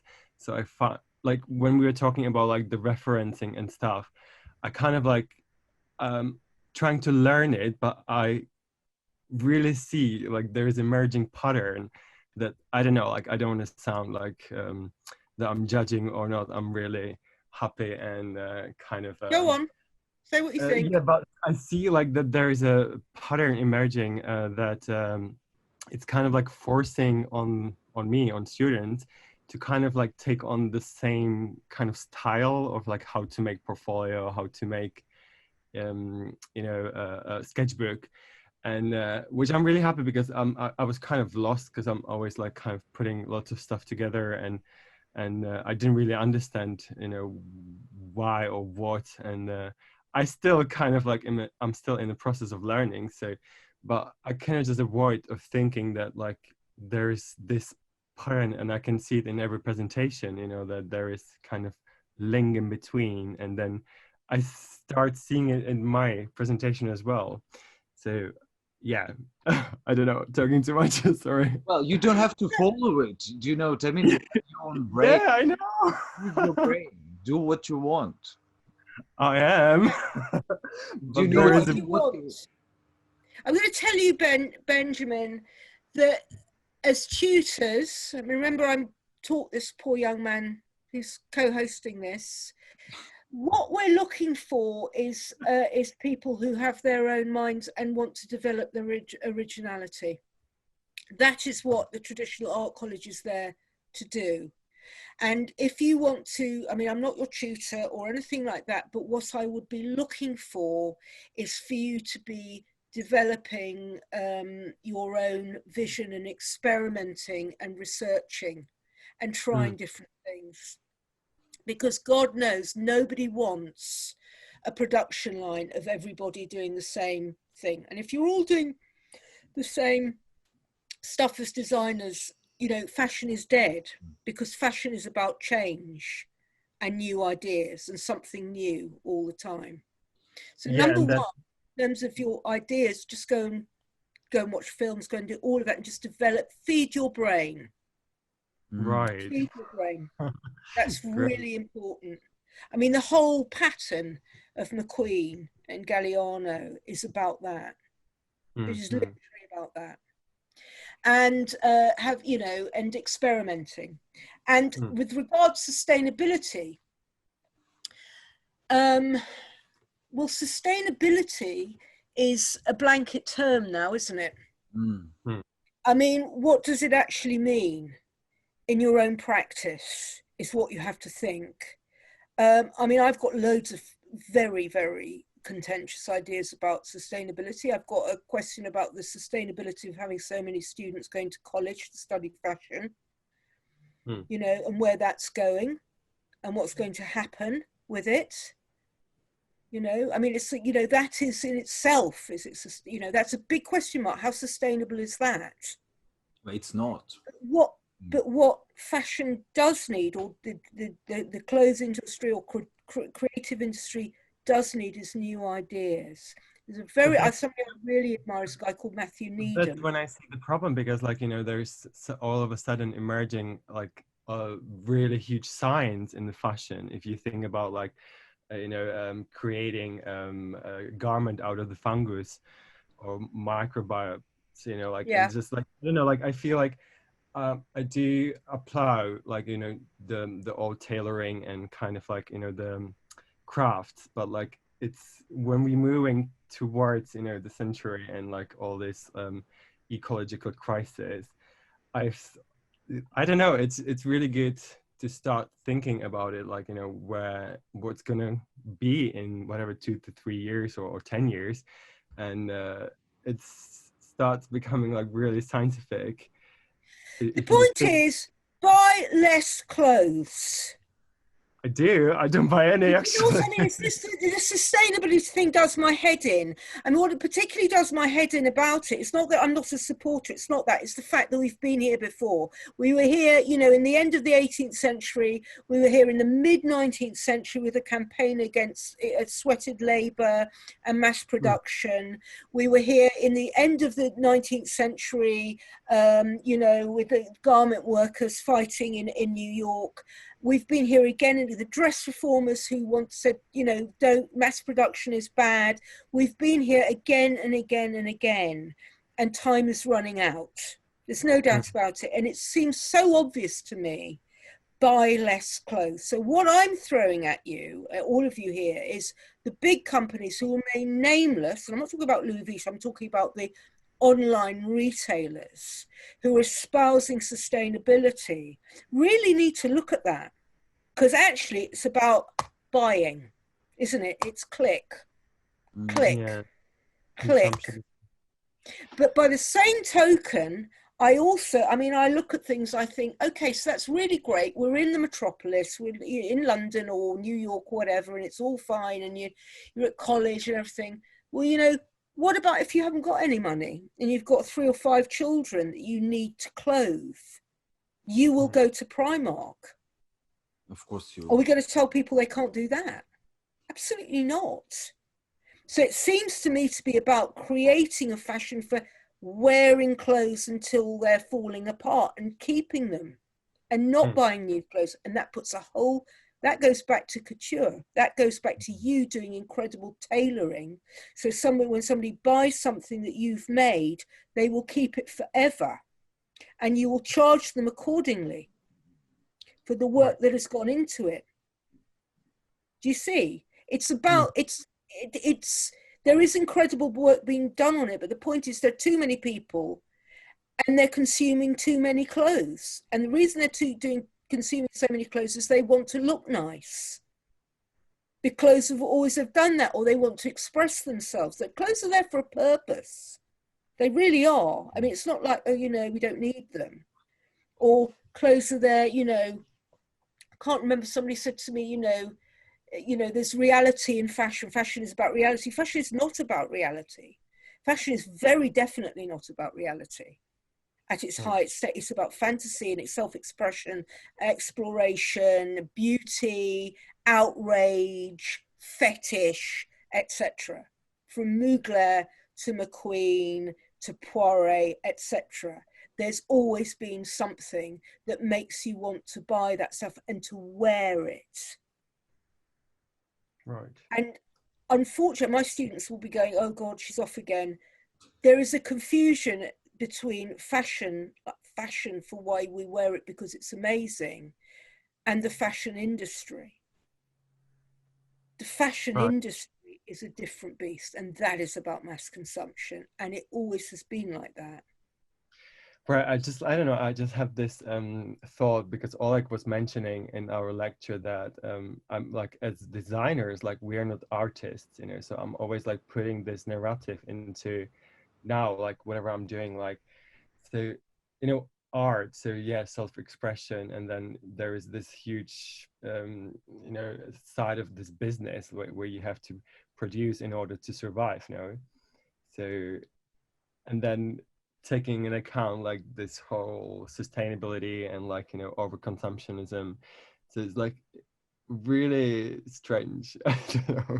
Yeah, it's massively stressful. But when Joe asked about Matty, I mean, Matty's a case in point, isn't he?